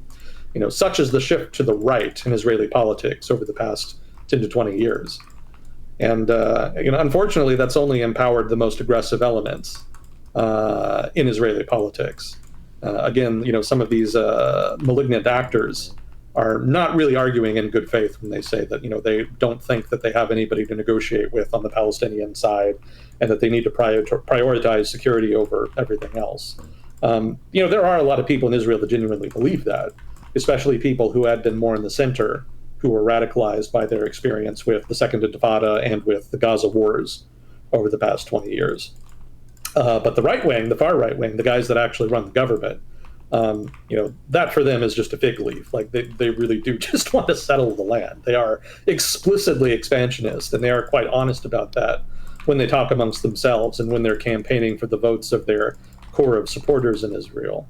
So, these people are as much a spoiler to the conflict and to prospects for peace in the conflict as Hamas or, Palestinian Liberation Organization or any of the other groups that, people on the Israeli right think are radical actors. It would have been better if moderate factions could have been able to get into power, one, and then two, reach an agreement with each other that they could enforce regardless of opposition from their respective radical factions. But as was, they were not able to do that. They had a very narrow window in 2000 with the Camp David Accords, but it just didn't work. Like there were too many spoilers, there was too much resistance from too many people on both sides, and the result is that nothing could come of it. Not surprising. So we are where we are. Like things just disintegrated and denigrated from there, and it seems like it's only going to get worse going forward. Yeah, it doesn't really seem like there's an active foothold for the people who want to de-escalate conflict and find solutions for peace. They don't really have as much of a voice right now. It's sounding like the government is having better success with keeping that firebrand stance and motivating people that way. Yeah. Which is not really going to work out when the other side is doing that too. Yeah, it's at equilibrium. Both of them have their most obstinate factions in charge, so no progress is going to be made under such circumstances. Mm-hmm. Yeah, there's little reason for optimism at this point. But yeah, I do think Ariel Sharon, to go back to the original question, was correct to try to withdraw from Gaza, but by only half-assing it, by only doing Gaza and not also the West Bank, he ended up creating an opportunity for people like Netanyahu, who didn't want to pull out in the first place, to just exploit it for their own benefits. This was actually the genesis of the oft-cited but never really fully proven plan on the part of the far right in Israel to use the fact that the Palestinians were not united and were divided between a PA administration in the West Bank and a Hamas administration in Gaza as evidence that they had no one to talk to, no one to negotiate peace with, and that further efforts to negotiate a two-state solution were just wasted effort, and that it would be better to just focus on security and buckle down for the long term and hope something changes in the far-flung future. The fact that allowed them to just further expand settlements and take more land was something that they pretended was incidental, but was probably the main objective. Mm. So again, spoilers everywhere. Like, how do you even begin to unfuck that? Again, Ariel Sharon, if you could get a time machine and somehow save Ariel Sharon from the stroke, I think that would have made a big difference. I think Israel would be in an objectively better position without the settlements and without the heavy-handed presence in the West Bank. But, that's just how history goes sometimes. It turns on some often weird esoteric bullshit, and that particular episode was one such example. Mm. Interesting. Well, it sounds like a movie idea. Get a time machine to make sure he gets an office which brings peace to the people and they live happily ever after. Could happen. If only we could. Yep. Yeah. But hey, maybe I'm being overly prosaic here. Maybe even if he had implemented the plan as he wanted, maybe it wouldn't have worked. Maybe things would have just ended up. Maybe a later government would have reversed it because it would have been so unpopular, or maybe something would have happened with the Palestinians. Maybe they would have goaded the Israelis into coming back. Like, who knows? Mm. Optimism is very rarely the move when it comes to the forecasting for Israel-Palestine. So, on the one hand, I would like to think that Ariel Sharon's plan would have worked, but, on the other hand, maybe that's overly optimistic. Mm-hmm. But I do think it would have at least helped, if nothing else. It was a step in the right direction. It was actual progress, as opposed to just trying to cement the status quo. Mm-hmm.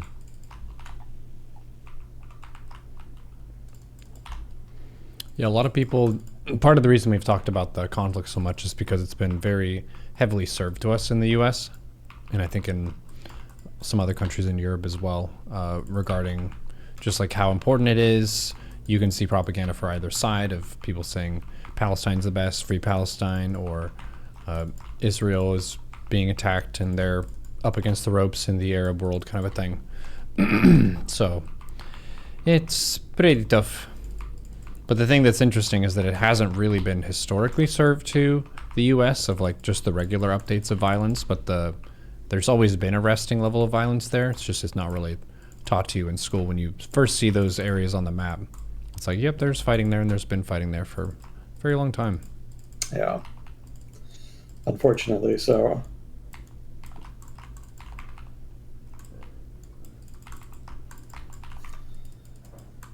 Well, hopefully Chad is not on fire. No, it's not too bad. Okay. Israel-Palestine is one of those things that can get people going. Yeah, well, we do have some people who are like going and kind of giving their piece as to why one side is more the victim than the others. Yeah. And those are valid opinions to have, so I'm not trying to be dismissive of people. If you really want to go to bat for one of the sides, I understand. A lot of people have family on one side, or just the arguments or the situation for one side makes more sense to you than the other. Also valid.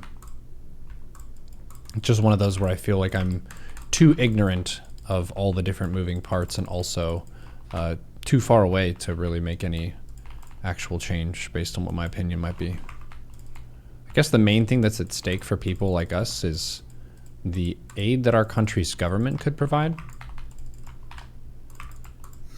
Yeah, that's a potential tool that the American government could leverage more if they wanted to. Washington definitely has not used all of its influence in dealing with Israel, not only in terms of the past couple months, but just like over the course of the entire relationship. Washington has given Israel a very, very long leash, especially considering just how dependent Israel is on U.S. security protection. On U.S. protection, rather. Yeah, if Washington wanted to crack the whip, they could probably instigate some changes there as far as Israeli policy. But as is, there's a sense that, one, it's not worth it, because the Israelis would probably either just say no, or they would say yes and then lie. They will lie and then lie by saying yes and then just do the opposite. And in that case, what would you do? Like, you can try to pressure them, but that brings me to point number 2, which is that it would probably be controversial in the United States. Israel has done a very effective job of building up a kind of constituency of voters in the United States that are very pro-Israel. So anytime any government does something that is potentially antithetical to the interests of the Israeli government, there's invariably some degree of outcry amongst both voters and especially conservative media in the United States. So that creates a political cost to pressuring Israel, and that has been sufficient over time to deter successive American governments from indulging in the pressuring of Israel to change their policy. And I would add that there's a third factor, which is that most American governments over the past half century have not really cared that much about the Israel-Palestine issue. It's something that they've pretended to care about because obviously it's an important issue in the region, especially amongst the going public in Arab countries. So there is a sense that it would be in the national interest of the United States to try to resolve the Israel-Palestine conflict. And so pretty much every administration in the United States for the past, again, 50-some years has made at least a passing effort to mediate talks between the Israeli government and, whatever representatives of the Palestinians may be current at the time. But none of those talks have ever really gone anywhere, with the possible exception of the Oslo Accords. But those were supposed to lead to more comprehensive agreements, which could have been the Camp David Accords in 2000. But again, those didn't pan out, so ended up being a non-starter, unfortunately. So over time, successive U.S. governments have nominally put in the effort to try to mediate peace, but ultimately none of them really succeeded that much. And when they did not succeed or when they didn't go anywhere, they eventually just walked away and stopped trying. That certainly exemplified the Bush administration's approach. That is to say, the George W. Bush administration's approach. They had tried in 2006, 2005 or so, in particular, I think, to try to get peace talks moving. And then when that didn't work, that was pretty much it. They didn't really try again for the rest of the administration. And I think before that, they hadn't really bothered at all. Before that, it was the height of the war on terror. And of course, the Israeli government was seen as a pretty reliable partner there. So, they didn't really ask too many questions at that time. The Obama administration was more forceful. Barack Obama's relationship with Netanyahu was famously bad at the time. But, even then, even the Obama administration did not really crack the whip that much. For them, it was enough to imply mild pressure in the form of, diplomatic isolation and snubs of one kind or another. Trump administration obviously was very pro-Israel, so they didn't really bother that much. They did engage in the Abraham Accords, but that was more the culmination of a trend that was already pre-existing. Credit where credit is due. I'm glad the Trump administration played a role there in mediating peace between Israel and some of the other Arab countries, but ultimately, those countries were already negotiating with Israel and had been in the process of normalizing ties for some time. And nothing was done as far as the Palestinians. The Trump administration kind of tried to bully them by cutting funding to the Palestinian Authority and by moving the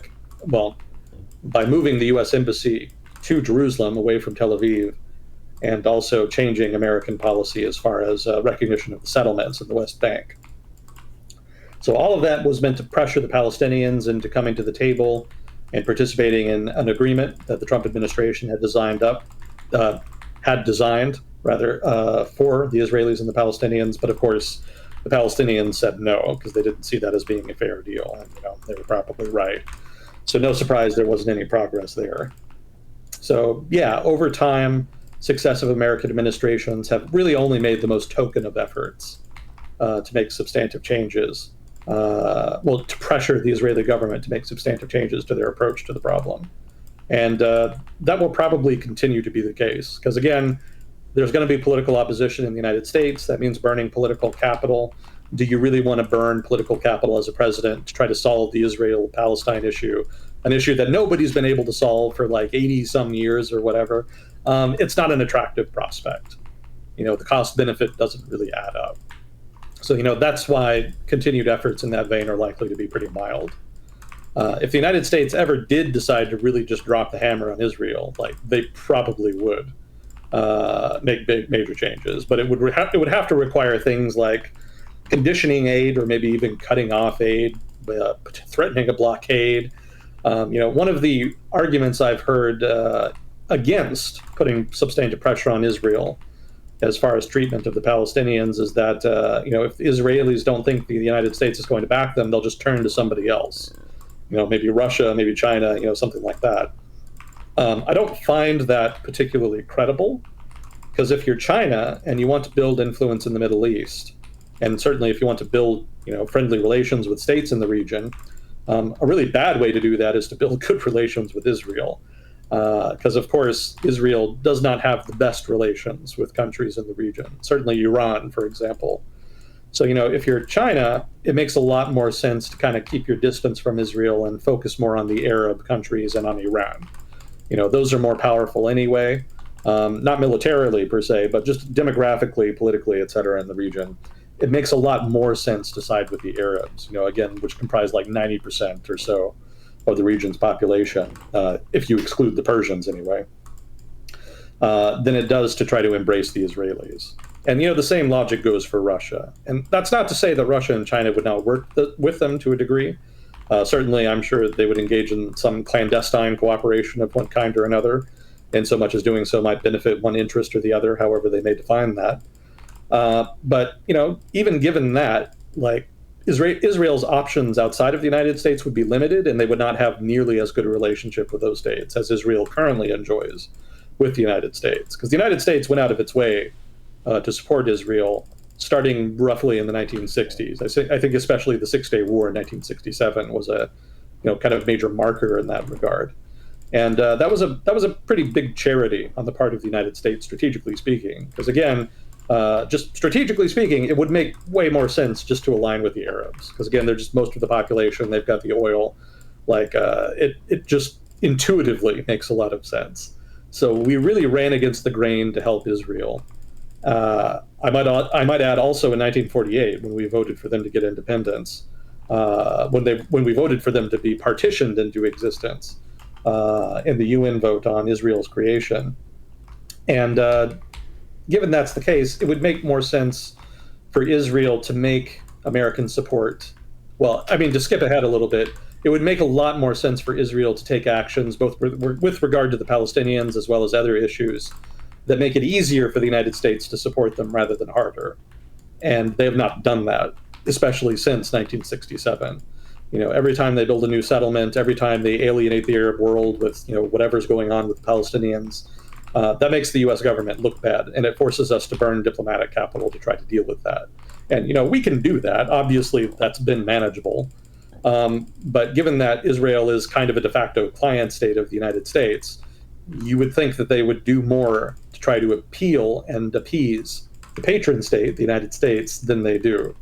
And the fact that they haven't just speaks to the degree that the United States government and successive such governments over time have not seen it worthwhile to try to pressure them in that regard. Again, for the previously mentioned domestic political considerations. Credit where credit is due. The Israeli government has done a lot of legwork in terms of lobbying and in terms of activism in the United States to try to build up that kind of grassroots political support in the United States for Israel. So, people don't talk a lot about foreign influence operations in the United States, other than like bullshit Russian social media stuff. That kind of had its heyday for a while, but that was always kind of overblown. But really, it's influence operations by allied states that are friendly to the United States that are actually much more impactful. Israel being the case in point here. There was a time when Taiwan actually did that very successfully in the early decades of the Cold War. And if you go back before the Cold War, the British actually were very successful and impactful in their influence operations in the United States when they were trying to get the United States involved in World War I and in World War II. So very effective in that regard, hats off to them. Not particularly good for U.S. national interests. Again, it would make more sense to try to get them to make it easier rather than harder to back them. And I think even the Israeli military would agree with that getting rid of, say, the settlements, to kind of refer back to what we were talking about before, would make it easier for the United States to continue to back them without significant international backlash. Again, that would be one of the main reasons to do that. And rather than do that obviously beneficial thing, they have preferred to indulge domestic political actors on the far right in order to win their votes so that Netanyahu in particular can remain in power. But, also in order to indulge this lineage, this right-wing lineage in Israeli politics that insists persistently that settling all of the land from the Jordan to the sea is sort of their destiny and right. Until something changes in Washington to make it a priority to overcome resistance to pressuring Israel, I don't think anything's going to change in that regard. So that's a wait and see type deal. There is growing pressure within the United States for that to happen, but whether or not it'll be enough, that remains to be seen. So that's something to watch. Quick question: what is the area of land that is contested by settlements right now? The West Bank specifically, they broke, as part of the Oslo Accords, the West Bank into 3 separate territories: Area A, B, C. I think Area A is the one that's governed by the Palestinian Authority. Again, chat, please correct me on that if I'm wrong. B is joint administration, and then C is Israeli administration.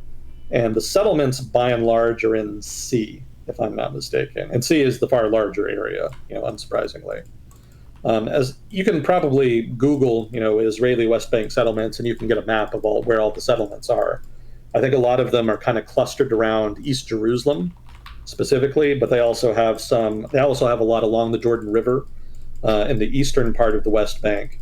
And then I think they also have some clusters elsewhere, specifically along the western border of the West Bank. Interesting.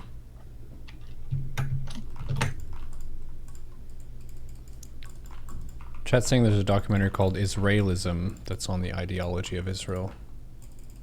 I don't think Israel has an ideology, though.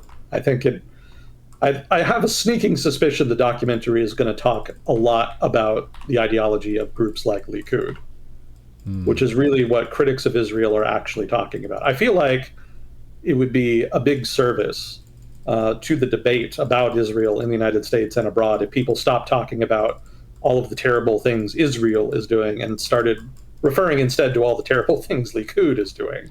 Well, that would be an equivalent, because the Palestinians are currently controlled by Hamas, which is an organization which is not representative of every Palestinian. It is an organization. Similarly, Israelis are a much larger demographic than the ones who make the military moves on the ground, which, like you're saying, is the group Likud, not Israel as a whole. That makes sense. Yeah, exactly. So, focusing on Likud and groups like them, I think, would be much more productive for critics of Israel. Because when people criticize Israeli government policy, but then refer to it as being Israeli policy, that kind of alienates people who might otherwise be allies within Israel, of which there are still some. Mm-hmm. In general, most people in Israel are very hawkish and have shifted to the right, but there are still liberal elements remaining here and there that believe that Israel's interests are not served by expanding settlements and cracking down on the Palestinians. Mm-hmm.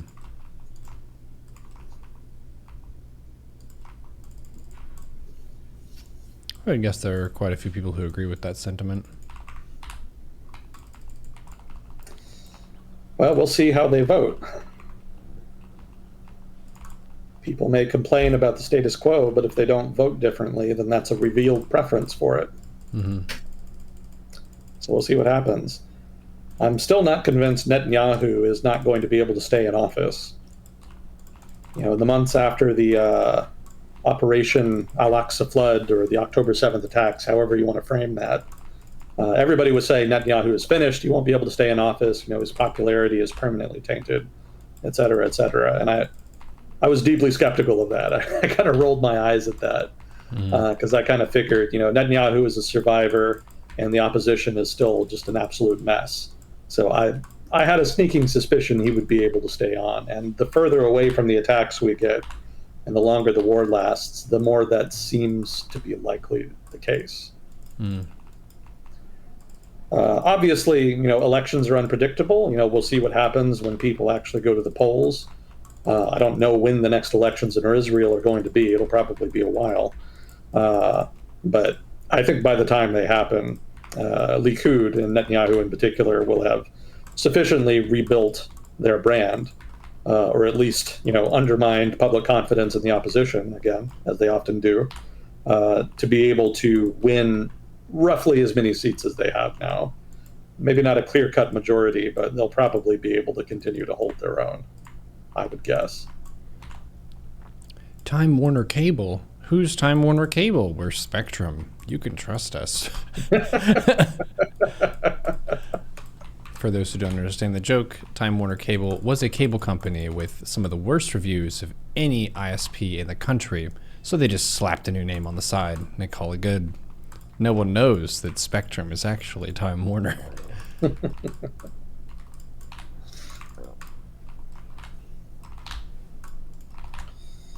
let's see. We did have another question. I think we talked about this. Have you watched or listened to the Tucker Carlson interview with Putin? And if yes, do you have any comment about it? I did not watch it, and I'm not likely going to. From what I've read about it, there's nothing in it that I haven't heard before or read of before. I'm familiar with the history of Russia and its relevance to the current conflict.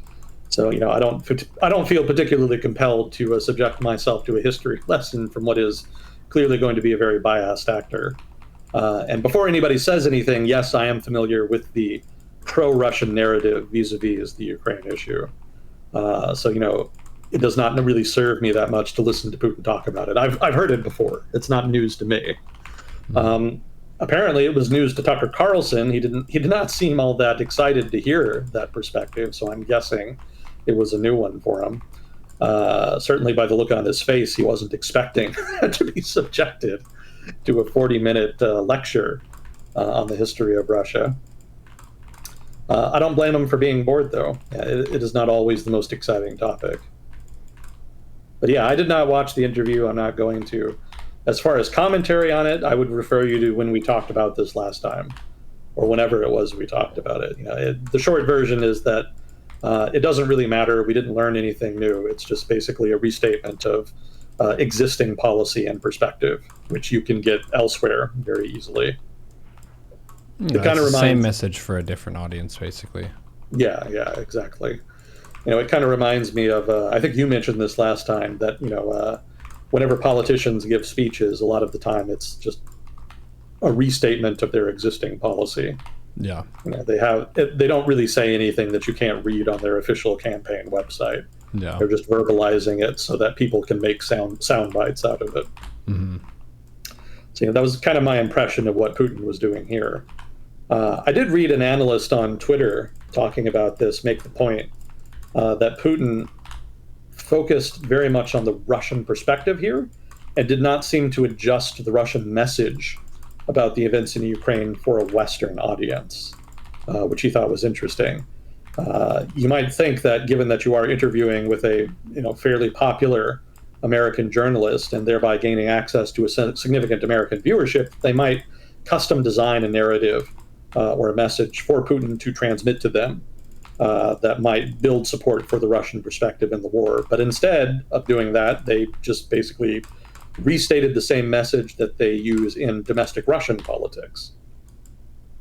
So potentially a missed opportunity there, or perhaps a just willful power move on the part of Putin to try to impose the Russian perspective without really adjusting it for an audience.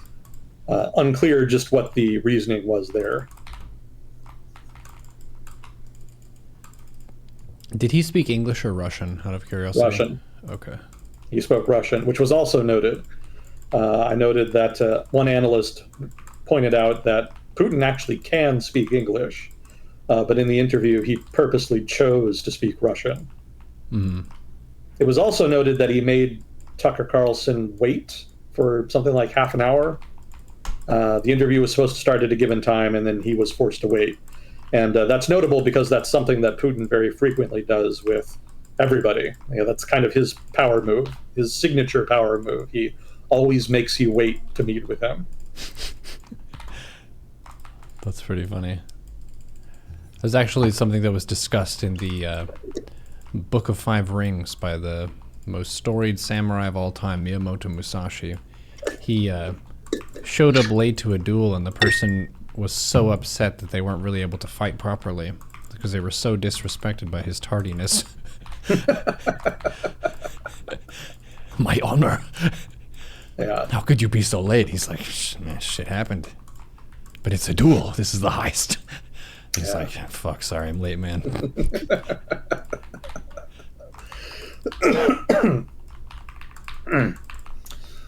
Okay, so that's roughly the interview. Can we get your opinion of Japan and UK officially being in a recession and what that means for the global economy? So in the UK's case, they've kind of been in and out of recession over the past 5 to 6 years or so. So it's not that surprising, especially given all of the energy shocks from that came out of the Ukraine war in 2022. They've also struggled a bit more with inflation than, say, the United States has.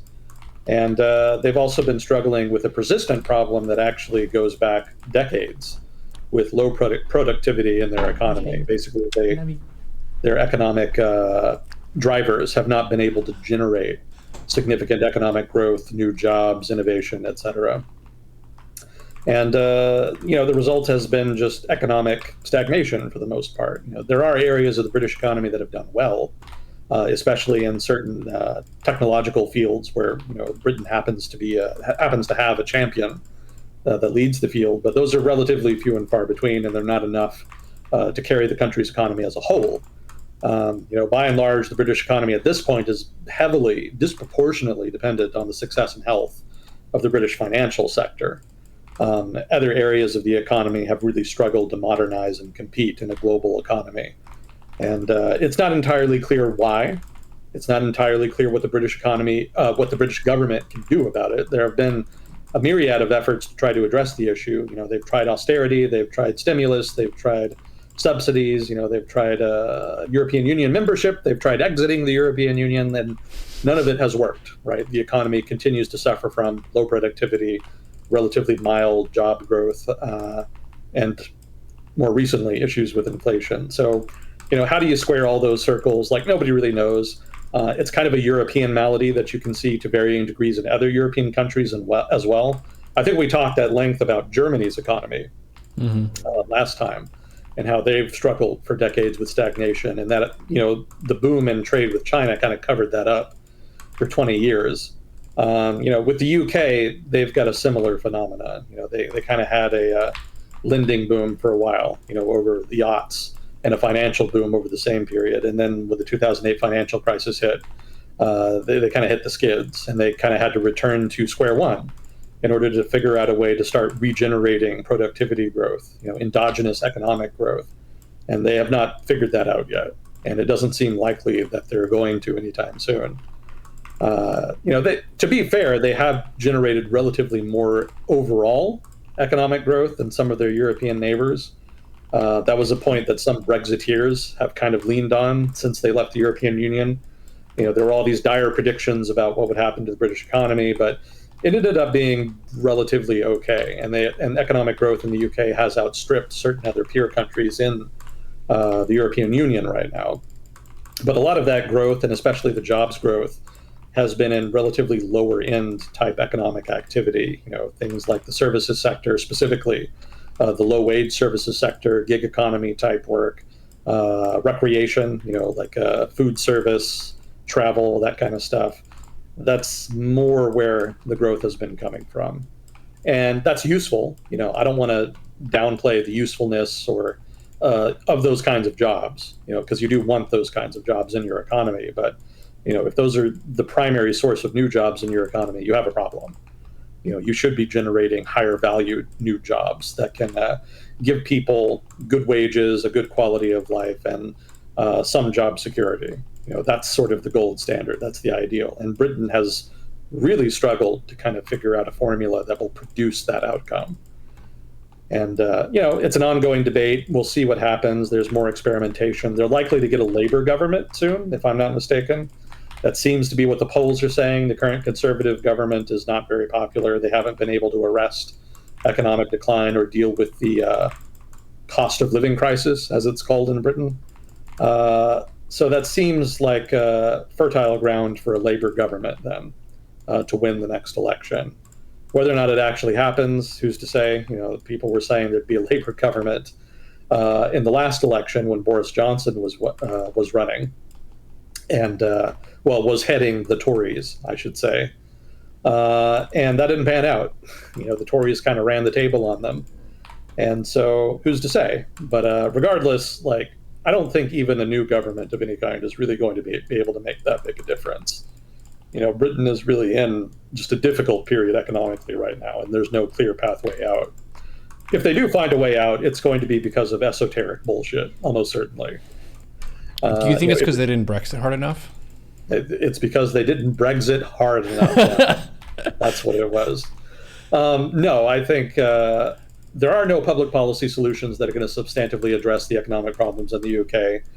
If there is going to be a change in the trajectory of the British economy, I think it's going to be due to an exogenous factor that they were able to benefit from. But that's not going to, again, just by dint of being exogenous, that inherently means it's happening outside of the UK. So something else is going to happen that will change the trajectory at some point. But at this point, I don't see what London will be able to do about that, either to encourage it or otherwise to take advantage of it. Well, I mean, they could take advantage of it when it happens, obviously. But, as far as making that change happen, certainly within the UK or outside, like I don't know what London can do. I just think that there's nothing there.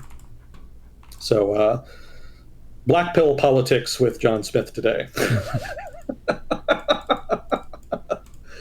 It's not looking good for a lot of conflicts and societies out there. It's bad, and we don't know how to fix it. More at 11.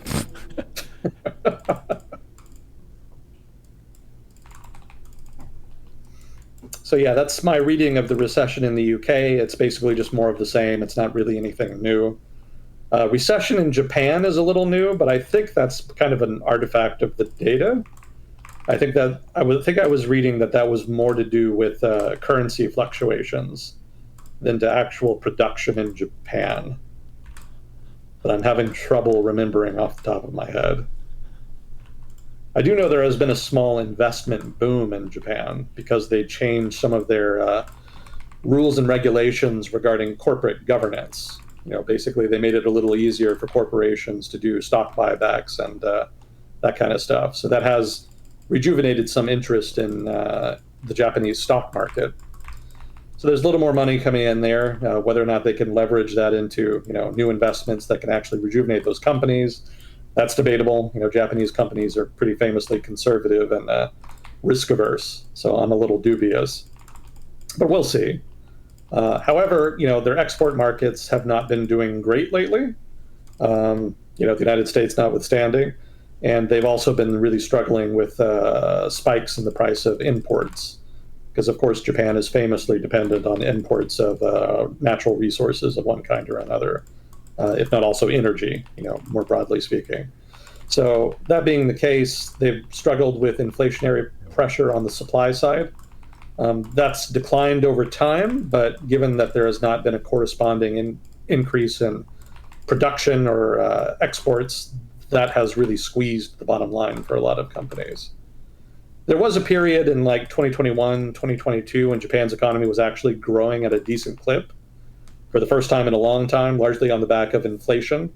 Obviously people don't like inflation, but if you're a Japanese company, the fact that you're seeing your prices substantively rise for the first time in decades is pretty exciting. So they actually did invest more in production and try to make stuff happen there, and in a way that generates some endogenous economic growth and some new jobs. So there was some upside to the inflation in that regard in Japan, and there were hopes that economic expansion would continue, but it did not, unfortunately. It kind of lost its wind, and it just kind of tailed out after a while. Kind of petered out, rather, after a while. And so now they're kind of back to square one, struggling to kind of generate incremental gains at the margins using, whatever policy tools they haven't already used. And there's not many. They've used just about all of them over the course of the past 30 years to end economic stagnation. But none of them have really worked over the medium to long term.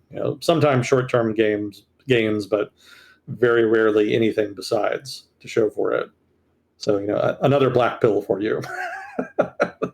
They've tried everything and nothing works. So good luck unfucking that, Japan. Are there any countries that are having a surprising new boom? The U.S. is actually doing really well, which people are not going to like hearing, given that people persistently in the United States think that the economy is a dumpster fire. It's not. Whatever your partisan affiliation, it's not. Like it doesn't matter like what your partisan affiliation is. Just looking at the data, the U.S. economy has been like weirdly robust. Like even economists have been surprised. Like there was a lot of expectation there would be a recession in 2023 on the back of inflation and interest rate hikes and other disruptions to other shocks to the economy like the war in Ukraine and tensions with China and all this kind of stuff. And it didn't happen. Like just the economy continued to clip along. It continued to add jobs. Inflation moderated for the most part. The impact of interest rates was, it was present, but it was relatively muted. It was not as dramatic as some were expecting. And so the overall impact is that the economy just kind of clipped along through 2023 without incident, which was not what was expected. Again, it was hoped that the Federal Reserve would be able to kind of engineer a soft landing, but nobody really thought they would pull it off, especially given all of the missed opportunities and failed attempts at stabilizing the economy over previous years. But the least likely scenario that everything would go according to plan ended up being the case. That came true in 2023, and so we have benefited correspondingly. Economists have trouble explaining why things have panned out that way, as we've talked about before at some length. But yeah, overall, the story is a positive one and seems set to continue through 2024, knock on wood. We'll see how it works out in practice. But yeah, it's been pretty robust and it seems set to continue for the most part. There are some signs that there might be starting to slow down, but those are very early leading indicators. A lot of the main indicators are still pretty positive at the moment. And the U.S. doesn't have the same looming danger of like having a really old population like China and Japan do? Yeah, our demographics are pretty pro-growth. We're still growing, still expanding. Most of that is generated by immigration, either first generation or second generation. And so, yeah, we do get a demographic dividend in that regard. And unlike India, we have much stronger institutions that can leverage that into substantive economic growth. India has a demographic dividend as well, but it's really struggled over the course of its history to leverage that just because of a lack of educational institutions, a lack of modern technology, a lack of investment, a regulatory state that is very burdensome. There's a variety of factors holding back Indian economic development, and they've varied over time. But overall, they have kind of failed to exploit that demographic dividend, and to the point where it's almost more of a burden than a benefit.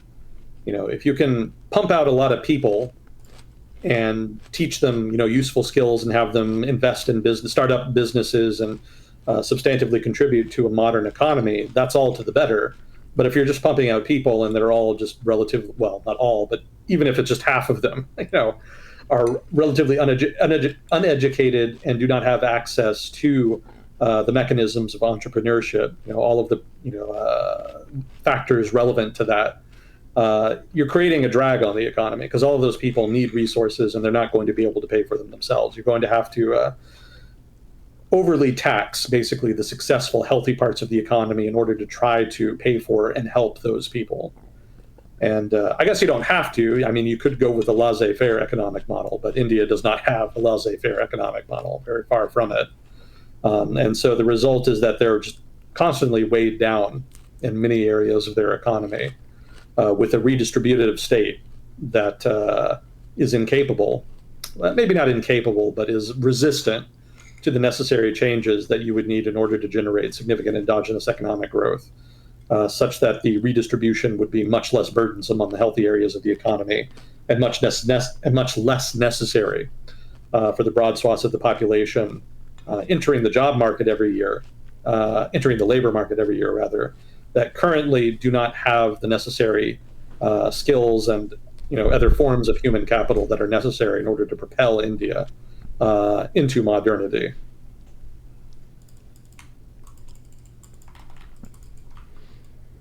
There was a movie trailer that I watched. I think it's Monkey King or something.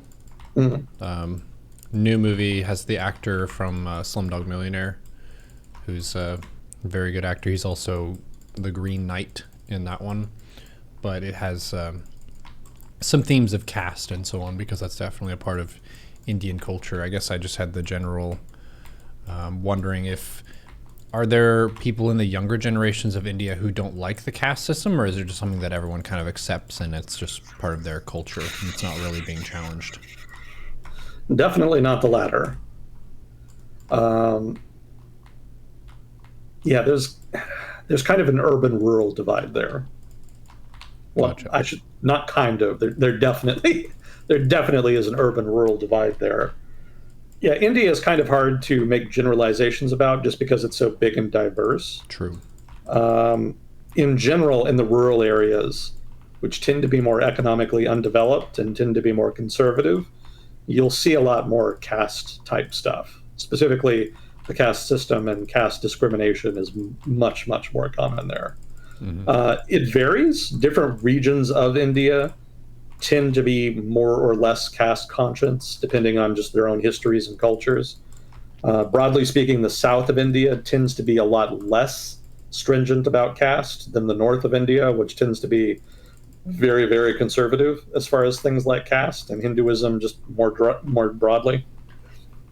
So, yes, in the rural areas, yeah, you do still see that. You do still see people practicing that and kind of either observing it or embracing it to varying degrees, just depending on the locality.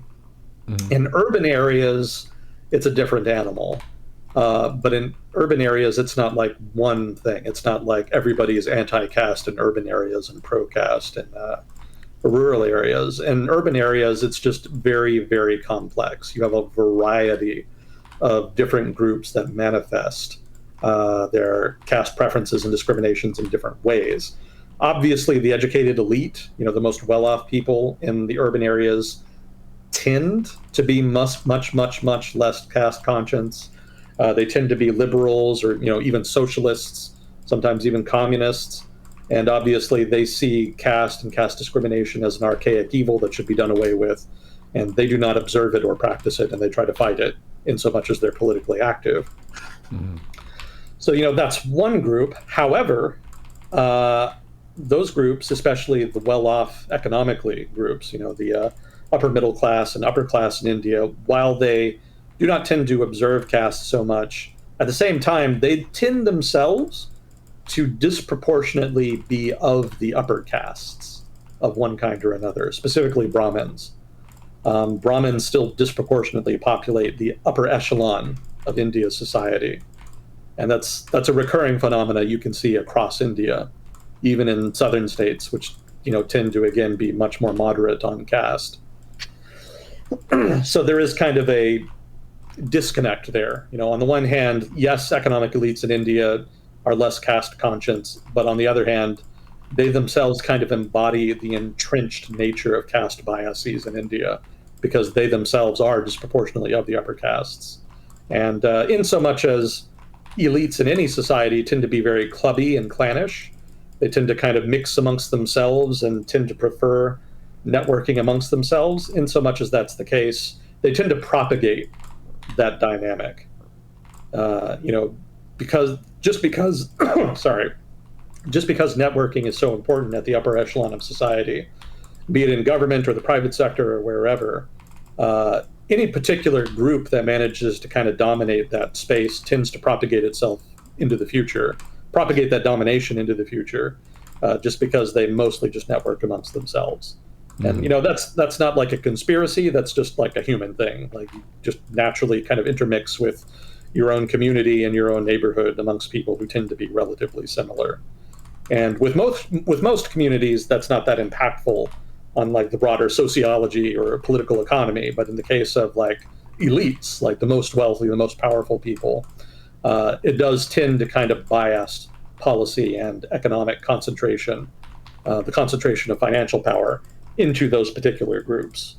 And that kind of makes them, susceptible to accusations of things like nepotism and conspiracy and whatnot.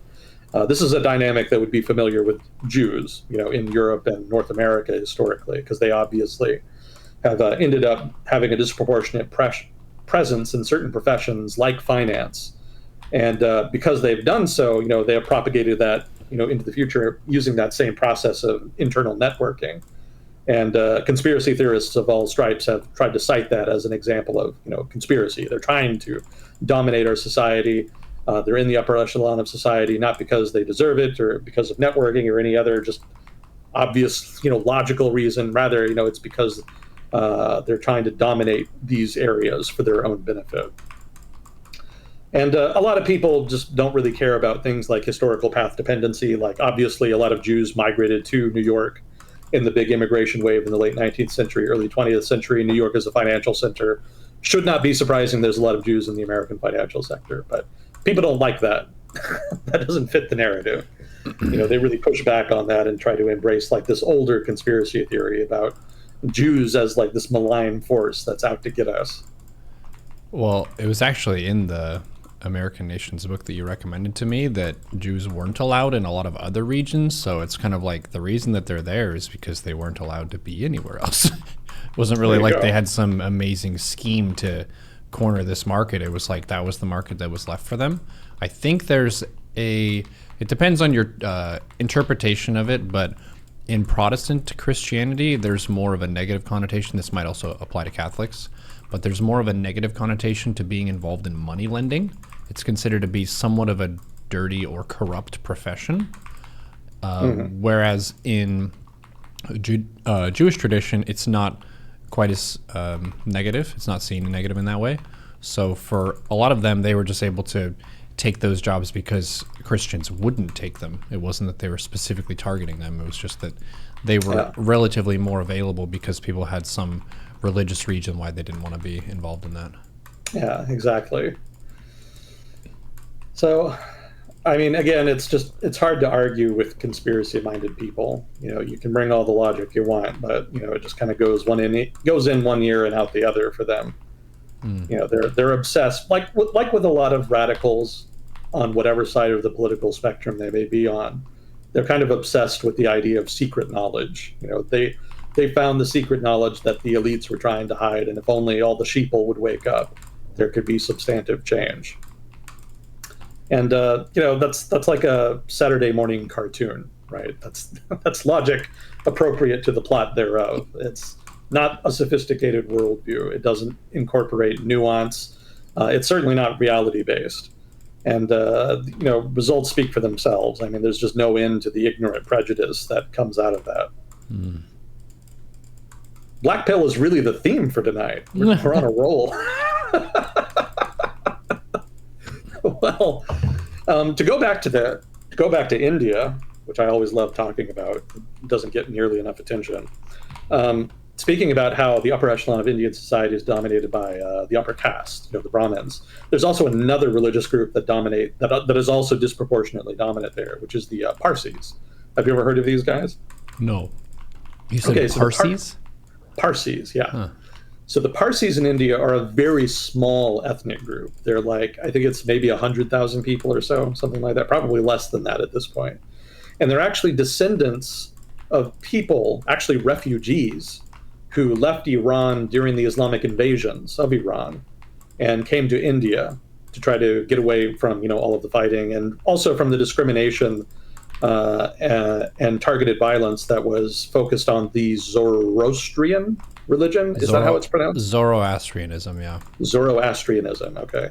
So Zoroastrianism was the state religion of Iran for like a very, very long time. And because of the Islamic invasions, obviously, it ceased to be so very quickly. I think everybody knows how Islam feels about, non-Abrahamic faiths.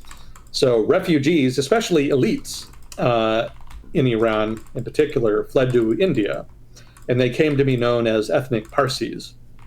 And they were immensely successful. Like, they were very prominent in the merchant community. They became very wealthy. They ended up very influential in the courts of any number of kings and emperors in the subsequent history of India. And in the late period of the British Empire, the British Raj in India, the Parsis were some of the leading industrialists. Some of the first native Indian industrialists that started building up heavy industry in India were actually Parsis, because that's where the money was, right? If you want to industrialize a country, that inherently means you're going to have to depend on, traditional wealthy investors, whomever they may be.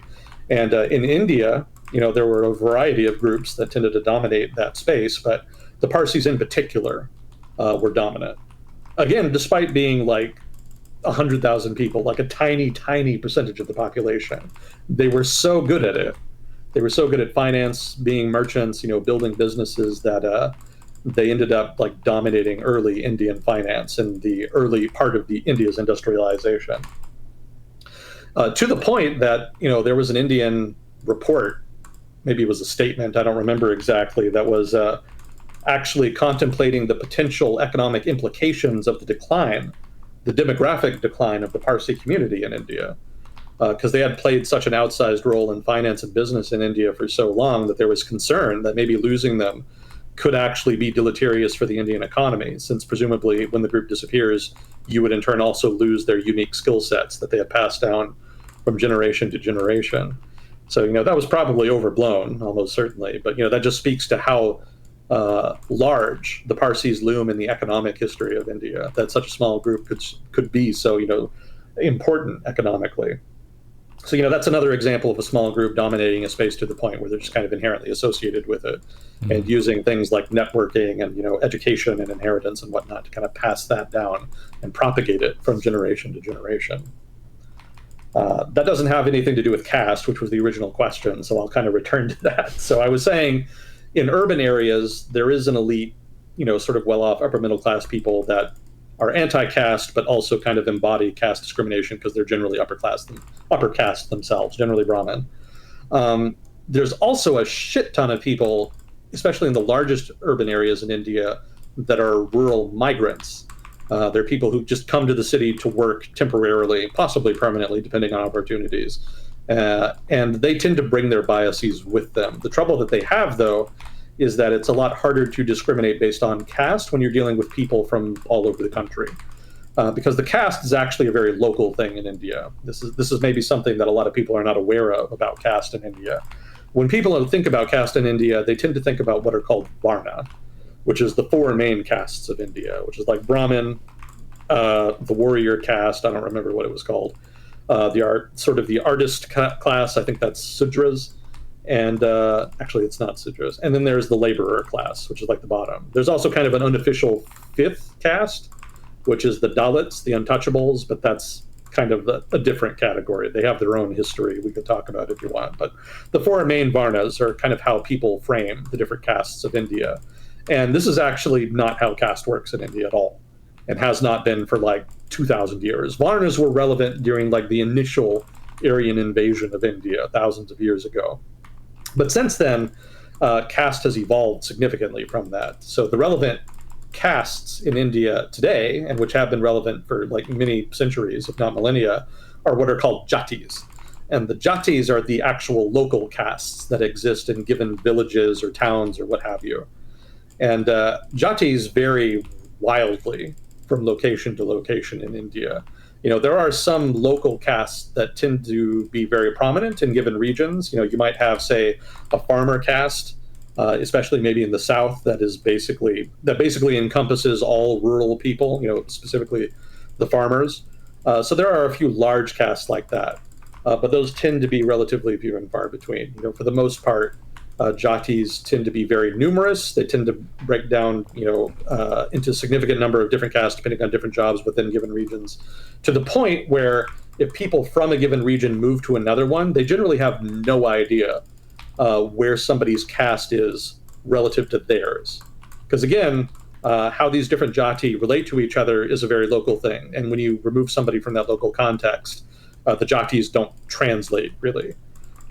Some people kind of do it based off of what god you worship or, roughly what job you do, but that doesn't really work because everybody kind of worships all of the gods. That was kind of a thing from the Middle Ages in India where kind of all of the gods were synthesized into a single Hindu religion, roughly speaking. That's another topic unto itself. So that, doing it by god doesn't really work. And then doing it by job doesn't really work because if you're a rural migrant, if you're a migrant worker from a rural area in India moving to a city, everybody is pretty much doing the same type of job, right? All of the migrant workers are doing similar work. So you can't really discriminate too much based off of that. So, there's some people still find a way, some people just make assumptions, but overall, the caste system kind of starts to break down amongst these people. However, that doesn't stop them from trying. And what happens a lot of the time is that they start projecting caste-related customs onto people who they think are clearly superior to them in terms of caste. These are not generally other migrant workers who may or may not be from like a caste that may or may not be higher than theirs. Generally, what they do is that they treat their employers, and especially people who are of the upper middle class, as being innately upper caste, even if they're not. Like, they'll treat them like that. To the point where I've seen it argued that the upper middle class in urban areas and in India is effectively its own caste. Regardless of whatever the caste lineage of a given person may be in that group, they are effectively treated as an upper caste by migrant workers from lower castes in rural areas who come to those cities to work for them. Yeah, I actually saw a documentary about a guy who was living in a slum in a major city. I don't remember which one. I think it was Calcutta. I think it was Mumbai. He was trying to get into Bollywood, right? He was trying to become a dancer. And so he did an audition in front of a Bollywood. I don't know. I don't remember exactly what her position was, but she was doing auditions for people for this position as dancer. And when he finished the audition, he actually got down on his hands and knees and he kissed her foot. And, that's kind of a normal thing. That's kind of not an unusual sign of respect that somebody from a lower caste might provide to somebody from an upper caste in a very formal setting. And he was obviously just doing it as a sign of respect in order to try to improve his prospects in the audition. But for this woman, she was horrified. She's like, a foot person, get off me. Yeah, well, I mean, more to the point, like, she knew what it was, but she, being like an urban modern woman, like, did not want that. Like, she did not want to propagate like these sort of archaic caste customs, because she did not think of herself as being upper caste. She just thought as everybody as being equals. And so but she also doesn't want to embarrass him because she knows he's being authentic. So, she just gets very awkward and she just kind of tries to wave him off, like, oh, you don't have to do that. It's like, please, like, it's fine. And that really kind of personifies this divide, because, again, on the one hand, like, urban peoples in India generally don't think of themselves as caste conscious too much, especially, again, if they're middle class, but they are kind of a caste. And the working people of those areas are very conservative and find it very difficult to fully break from caste-related customs, like, kissing the feet of somebody who's of a superior caste in a formal setting. They find it difficult to break from customs like that, even though the caste system breaks down in the areas that they move to. If you live in a slum, there's not really a lot of established caste. They try to replicate it in so much as they can, but it just doesn't really entirely work. So there is, to a degree, caste discrimination within the slums of India amongst the migrant workers, but it's enforced inconsistently, and generally the people who are the upper caste, who presumably are benefiting from that to whatever degree, who are receiving preferential benefit, do not always want that preferential treatment, as the woman at the audition that I mentioned exemplifies. So those are two very different groups in that urban setting in India that have kind of different but overlapping perspectives on caste. It's more complicated than just being pro or anti-caste. There are people benefit from it who don't want to benefit from it. There are people who don't benefit from it who propagate it anyway out of sheer conservatism. There are also people living in urban areas who are just raw fucking Hindu nationalists who think caste is an important part of Hinduism and try to enforce it as much as possible. Those people also exist. Generally, those people are rabid nationalists and also exceedingly corrupt. They're largely in it more for the money than anything. They tend to be a smaller group, but they are present as well. And then on the opposite end of the spectrum, you have like the radicals who are very, very anti-caste and go out of their way to try to attack it and undermine it as much as possible. These people are generally more communists and other sorts of radical reformers of that ilk. So the short version of the answer to the question is, in regards to caste in India, it depends on who you ask. Yeah, there's a lot of that. If you want another example of how complex it is, I was talking with an Indian friend in grad school about marriage. And, you might be surprised that even people who are relatively liberal and middle class actually will engage in arranged marriages. And when I kind of asked him about it, he said that, it's kind of easier that way because, dating is hard, regardless of society or context. People struggle with that. And, if your parents can present somebody to you who you like, then, yeah, why not indulge them? Why not go for that? And he also pointed out that, the rituals involved with arranged marriages have, been significantly relaxed over time. Like if you're urban middle class, you're not going to force your child to engage in an arranged marriage, right? It's not like it used to be in rural areas where, if you're the daughter or the son and the marriage is arranged, then you don't really get a vote. Like, you're going to do it or you're going to be in trouble. Modern families don't do that. Rather, the way it works now is that modern families will try to find people they think are compatible with their child, and then they'll arrange a meeting and they'll talk with each other and they'll see if there's some chemistry, see if they get along. Maybe they'll date a little bit, and then if things work out, they'll agree to the marriage. That's what a modern arranged marriage looks like. It's basically just sort of traditional matchmaking, more so than what you might think of as a traditional arranged marriage. And a lot of younger folk who are, again, relatively liberal middle class will go along with that because, again, it can work. In a different example, I knew a guy from Pakistan, which, yes, is a different country than India and has its own culture, but also civilizationally, it's the same thing, right? They're both South Asian cultures. They share a lot in common culturally. So arranged marriage is one of the things that they kind of have in common. That's a phenomenon you see in both societies. So this guy was, I'll put it like this, he was very liberal. He was very liberal. And he was not the kind of person I would have thought would ever do an arranged marriage. So he really surprised me one day, and he said, my parents are asking if they can arrange a marriage for me, and I'm really seriously considering it. And I asked him why, why would you agree with that when you were so reluctant before? And he said, I'm getting older. He was kind of in his late 20s by that point. I've dated a lot of people. None of the relationships worked out. And I'm kind of getting at a point where I kind of want to start my life, right? I don't want to be like the old guy who wasn't ever able to kind of get anything off the ground, who is still dating in his 40s and whatnot. So, he saw it as a helpful step that would help him kind of reach the next stage of what he wanted his life to be like. And if doing that meant doing it through an arranged marriage, he didn't really mind that so much. He was kind of at a point where that was an acceptable trade-off. And, again, it was a modern arranged marriage. It wasn't something that was foisted on him. They just his parents introduced him to a woman. They met. He liked her. They hit it off. And so, yeah, they ended up getting married. And, now they have 2 kids and are actually pretty happy. So it's an institution that seems archaic and can be archaic if you're in like a rural area, but it actually is functional as a social institution. It has been adapted to modern times, and it is actually pretty workable. Yeah,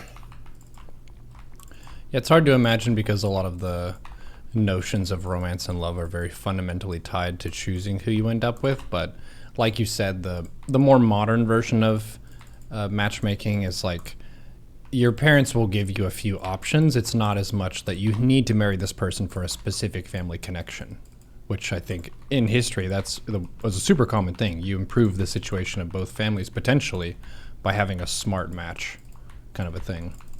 Whereas now, like, they're going to start you off, like, they give you all smart matches based on what the parents decide or whoever does this job. But if you, like, screech and say, God, no, please, not this person, I would guess a lot of parents would be sympathetic to that. Yeah. Yeah, I concur. That seemed to be borne out in my conversations with them. Mm-hmm. I would point out, too, another relevant factor.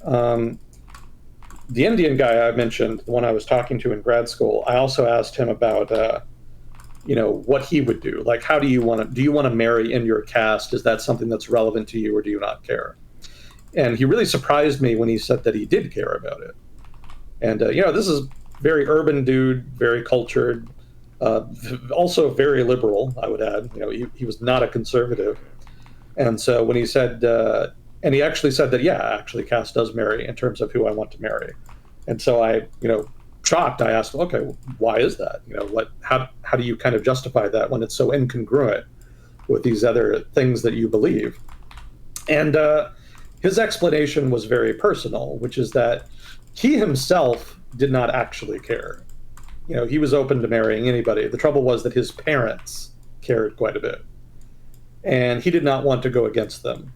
He did not want to upset them. It was important to him to please his parents, even if it meant running against the grain of his own personal beliefs on the subject.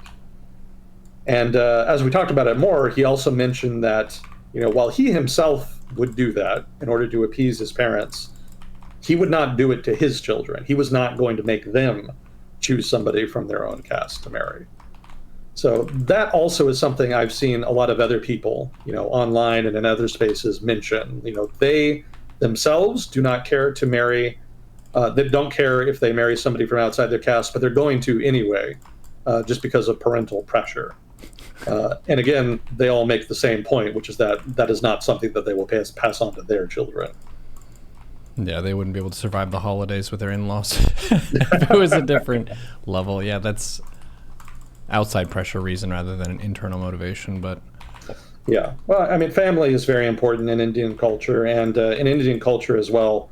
Like a lot of traditional, Asian cultures, the family unit is paramount, right? You don't run against the grain there. You don't defy the authority. The authority figure within the family needs to be respected. There's a lot of hierarchy baked into social interactions in India, as well as in China, as well as in other traditional cultures that you can in the region, if not also just around the world to varying degrees. But in particular in India, like it's a very hard social norm. And when I say hard, I mean like very fixed and sternly enforced social norm that you obey traditional modes of authority. And one of those traditional modes of authority is your parents. So even if you're fairly liberal-minded and independent-minded and open-minded, you yourself may not actually end up defying authority just because of that traditional norm. And just because it's so powerful. Like even somebody who really hates it will probably end up going along with it just because of their upbringing and because of all that family pressure.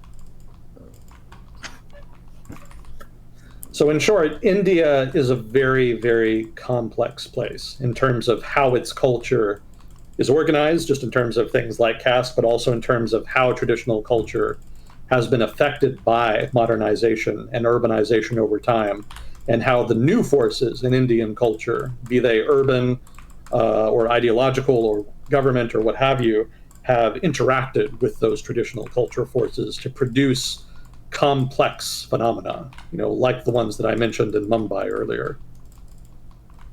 It's a lot of fun to study.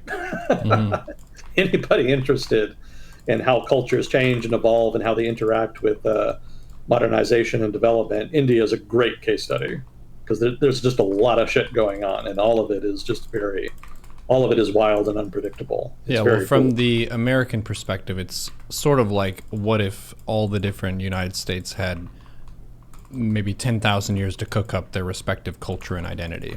Because India has been culturally continuous for about that long, like pretty much since agriculture. There have been people living there and kind of shaping that cultural and political landscape. So very old and interesting traditions. Very much so. Caste is perhaps not the best of them, but it is among them. Yeah, I feel like it ended up serving the role of, you need to have some way to make sure everyone does all of the jobs, and that is one method for doing so. It's not the most meritocratic when it comes to who gets what job. It's like pre-decided, but it also means that every role and job is covered. So yeah, I guess it's ended up working for them as a model over time, but yeah, definitely is at odds with a lot of our modern notions of everyone has the same opportunity to make a living and so on. It's certainly at odds with Western notions of individualism, which is why successive generations of Westerners have, really homed in on the caste system in India as a particular evil of traditional culture there. But lest anybody get the wrong idea, I want to also point out that caste is not something that is an inevitable and constant factor in conservative India. You might think that conservatives in India always and forever support the caste system. That's actually not the case. It's not the case that caste has just always been this fixed thing. Caste itself has changed in terms of its definition and contours over and across Indian history. It used to be a lot more flexible and ended up being inadvertently made more rigid by actually bureaucratization. The British, when they moved in, obviously modernized administration, but part of that meant cataloging all of the different caste groups, which is not something that anybody had really done before. And that actually helped the most conservative ideologues in Hinduism who wanted the caste system to be more prominent do so, since they had a ready-made list of all the people they thought were inferior to them. So, that was not particularly helpful. But the point is, before that, castes could actually be more flexible. And there is a long history of different castes moving up and down the hierarchy of castes, depending on the degree to which the people of that caste adopted various norms and behaviors that were associated with upper castes. So it's not a fixed thing dependent only on the work you do. It's also a status thing that is dependent on how you're perceived and how you behave. So it is actually, or at least had been possible historically, for castes to improve their status and improve their ranking, and in turn improve their treatment in that regard. And castes in the earlier days of the caste system were especially amorphous. So, again, it's been a fluid institution. It is not like this fixed thing that has been a constant throughout India's history. And I would point out, too, that controversy over the caste system is also itself not a new factor in Indian society. There have been traditionalists, well, I shouldn't say traditionalists, there have been Hindus, pious Hindus even, of one kind or another, who have argued about the caste system, both for and against, for thousands of years. You can find records and even arguments, like, just full-on published literature denouncing the caste system, going as far back as like 2000 not 2000 BC, like the year zero, 2000 years ago, like very, very early on in the formation of Hinduism. There were people who denounced the caste system and thought it was like a dumb idea. And arguments about the caste system have continued since then. Like ever since the caste system was created, people have argued about it. So, the idea that Westerners just kind of parachuted into Indian civilization and introduced the idea that caste system is evil and did India a big favor by proselytizing against it is more than a little bit self-aggrandizing. Like, actually, no, the Westerners were not the first ones to denounce the caste system. Indians themselves were the first ones to denounce the caste system. And fighting against the caste system has been a running battle that has seen a variety of victories and defeats over the course of Indian history, without the help of foreigners, I might add. In fact, the British, who fancied themselves, warriors for equality and individualism, and who wanted to fight the caste system, besides, accidentally entrenching it through bureaucracy, also accidentally entrenched it by parachuting into India in the earlier part, well, actually in the later part of their colonial experience there, and identifying the most conservative Hindus as the standard bearers and representatives of the religion, which they were not. Like, again, that was just like one particular faction. But their trouble was that they did not understand religion as something that could be represented as anything other than organized. Again, their reference point was Christianity, which is a very organized religion. And so when they started looking for the representatives and leaders of Hinduism, they started looking for organized forms of the religion that looked similar to Christianity, on the assumption that those forms of Hinduism would be representative of Hinduism as a whole. Again, they were incorrect. Like, those forms were the most entrenched conservative forms of Hinduism. Generally, the more liberal, open forms of Hinduism manifested as what you would call gurus, right? Individual spiritual leaders who, on their own initiative, created their own ideological lineages within the context of a broader Hindu literature that goes back thousands of years. The guru is pretty much the mainstay of Hinduism throughout its history.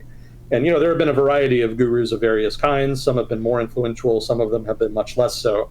But they were more representative of the Hindu tradition and intellectual lineage than sort of the text-bound, organized form of Hinduism that the British latched on to and inadvertently empowered by giving them status as like the representatives of the Hinduism within their British colonial government.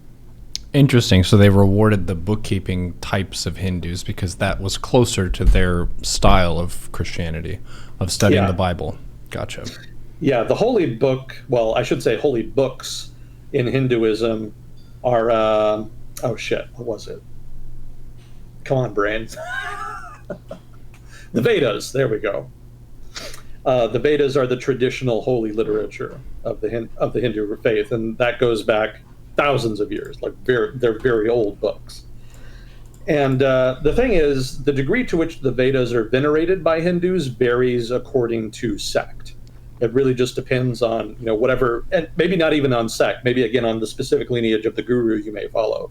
There's a whole variety of ways to be a Hindu. It's not like Christianity where you've got like these very fixed and defined denominations. In Hinduism, like there's a whole variety of different ways to practice it, and you can kind of pick and choose them as you like. It's really very kind of open-ended and very, dare I say, liberal in terms of its structure and organization.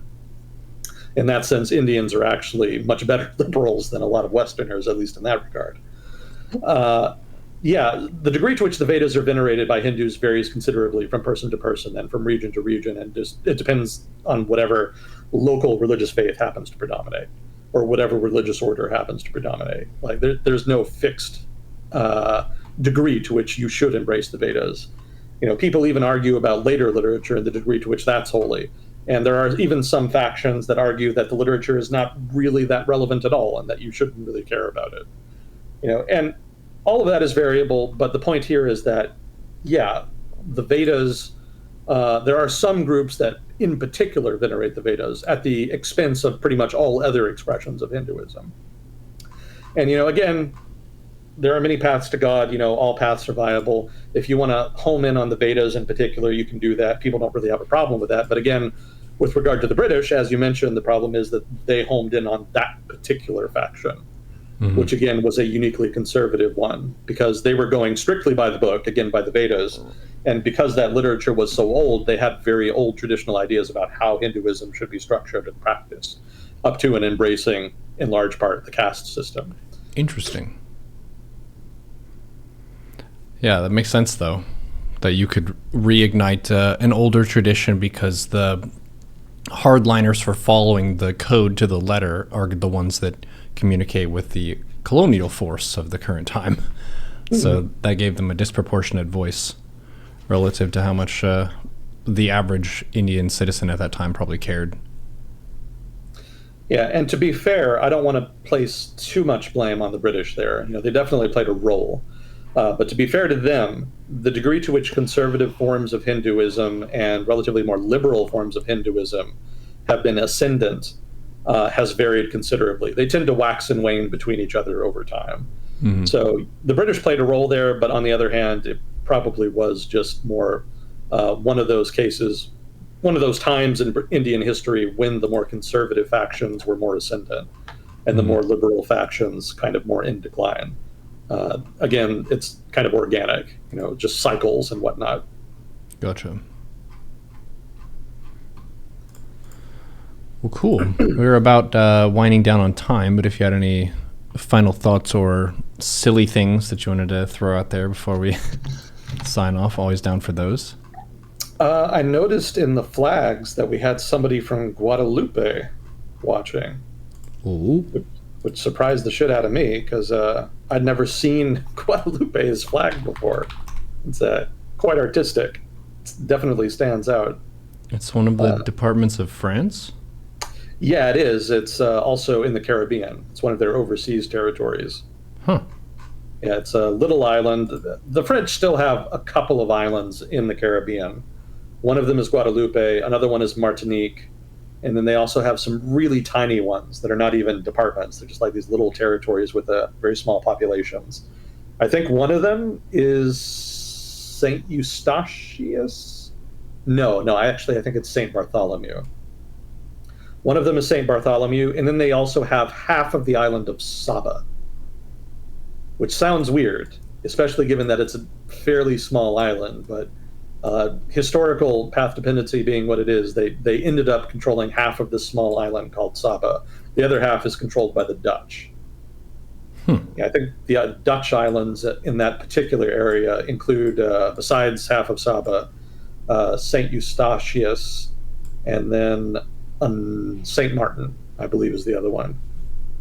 The Dutch also have, ABC, like Aruba, Bonaire, Curacao, north of Venezuela, sort of these oil refinery type islands.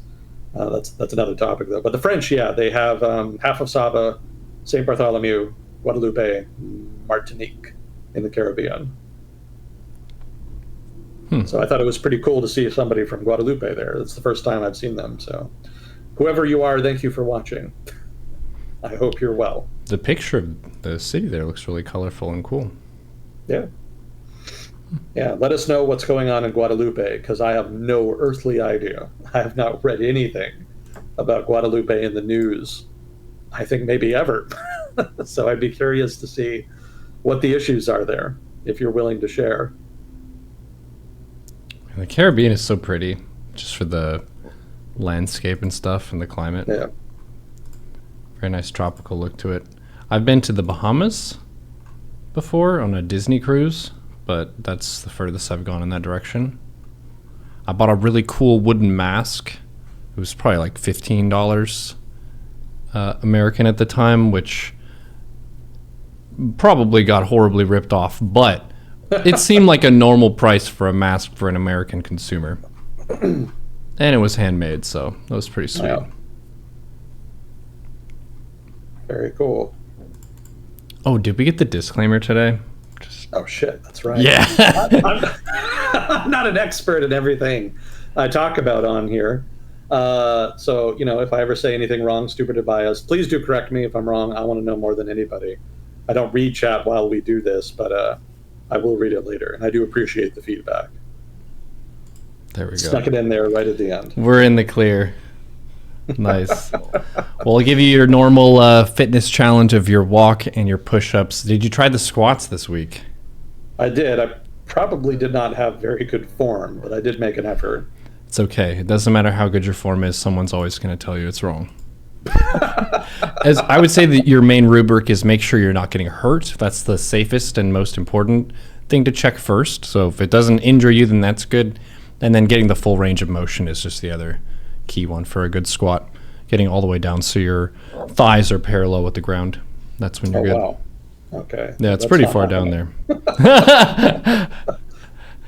Yeah, I've got too many weights on me right now, embedded in my belly fat here to make that either feasible or particularly safe. I imagine I can feel my knees buckling when I get anywhere near close to that. So I'm probably 30, 40 some pounds away from being able to pull that off comfortably. It's okay. Progress counts. There you go. Well, I appreciate you coming on. Thank you, Moss and Fuzzy Cord and people for contributing to the conversation. And we will see you all in the next episode of Well Discussion with Agent Smith. Yep. Thanks again. Always a privilege. Talk to you next time. GG.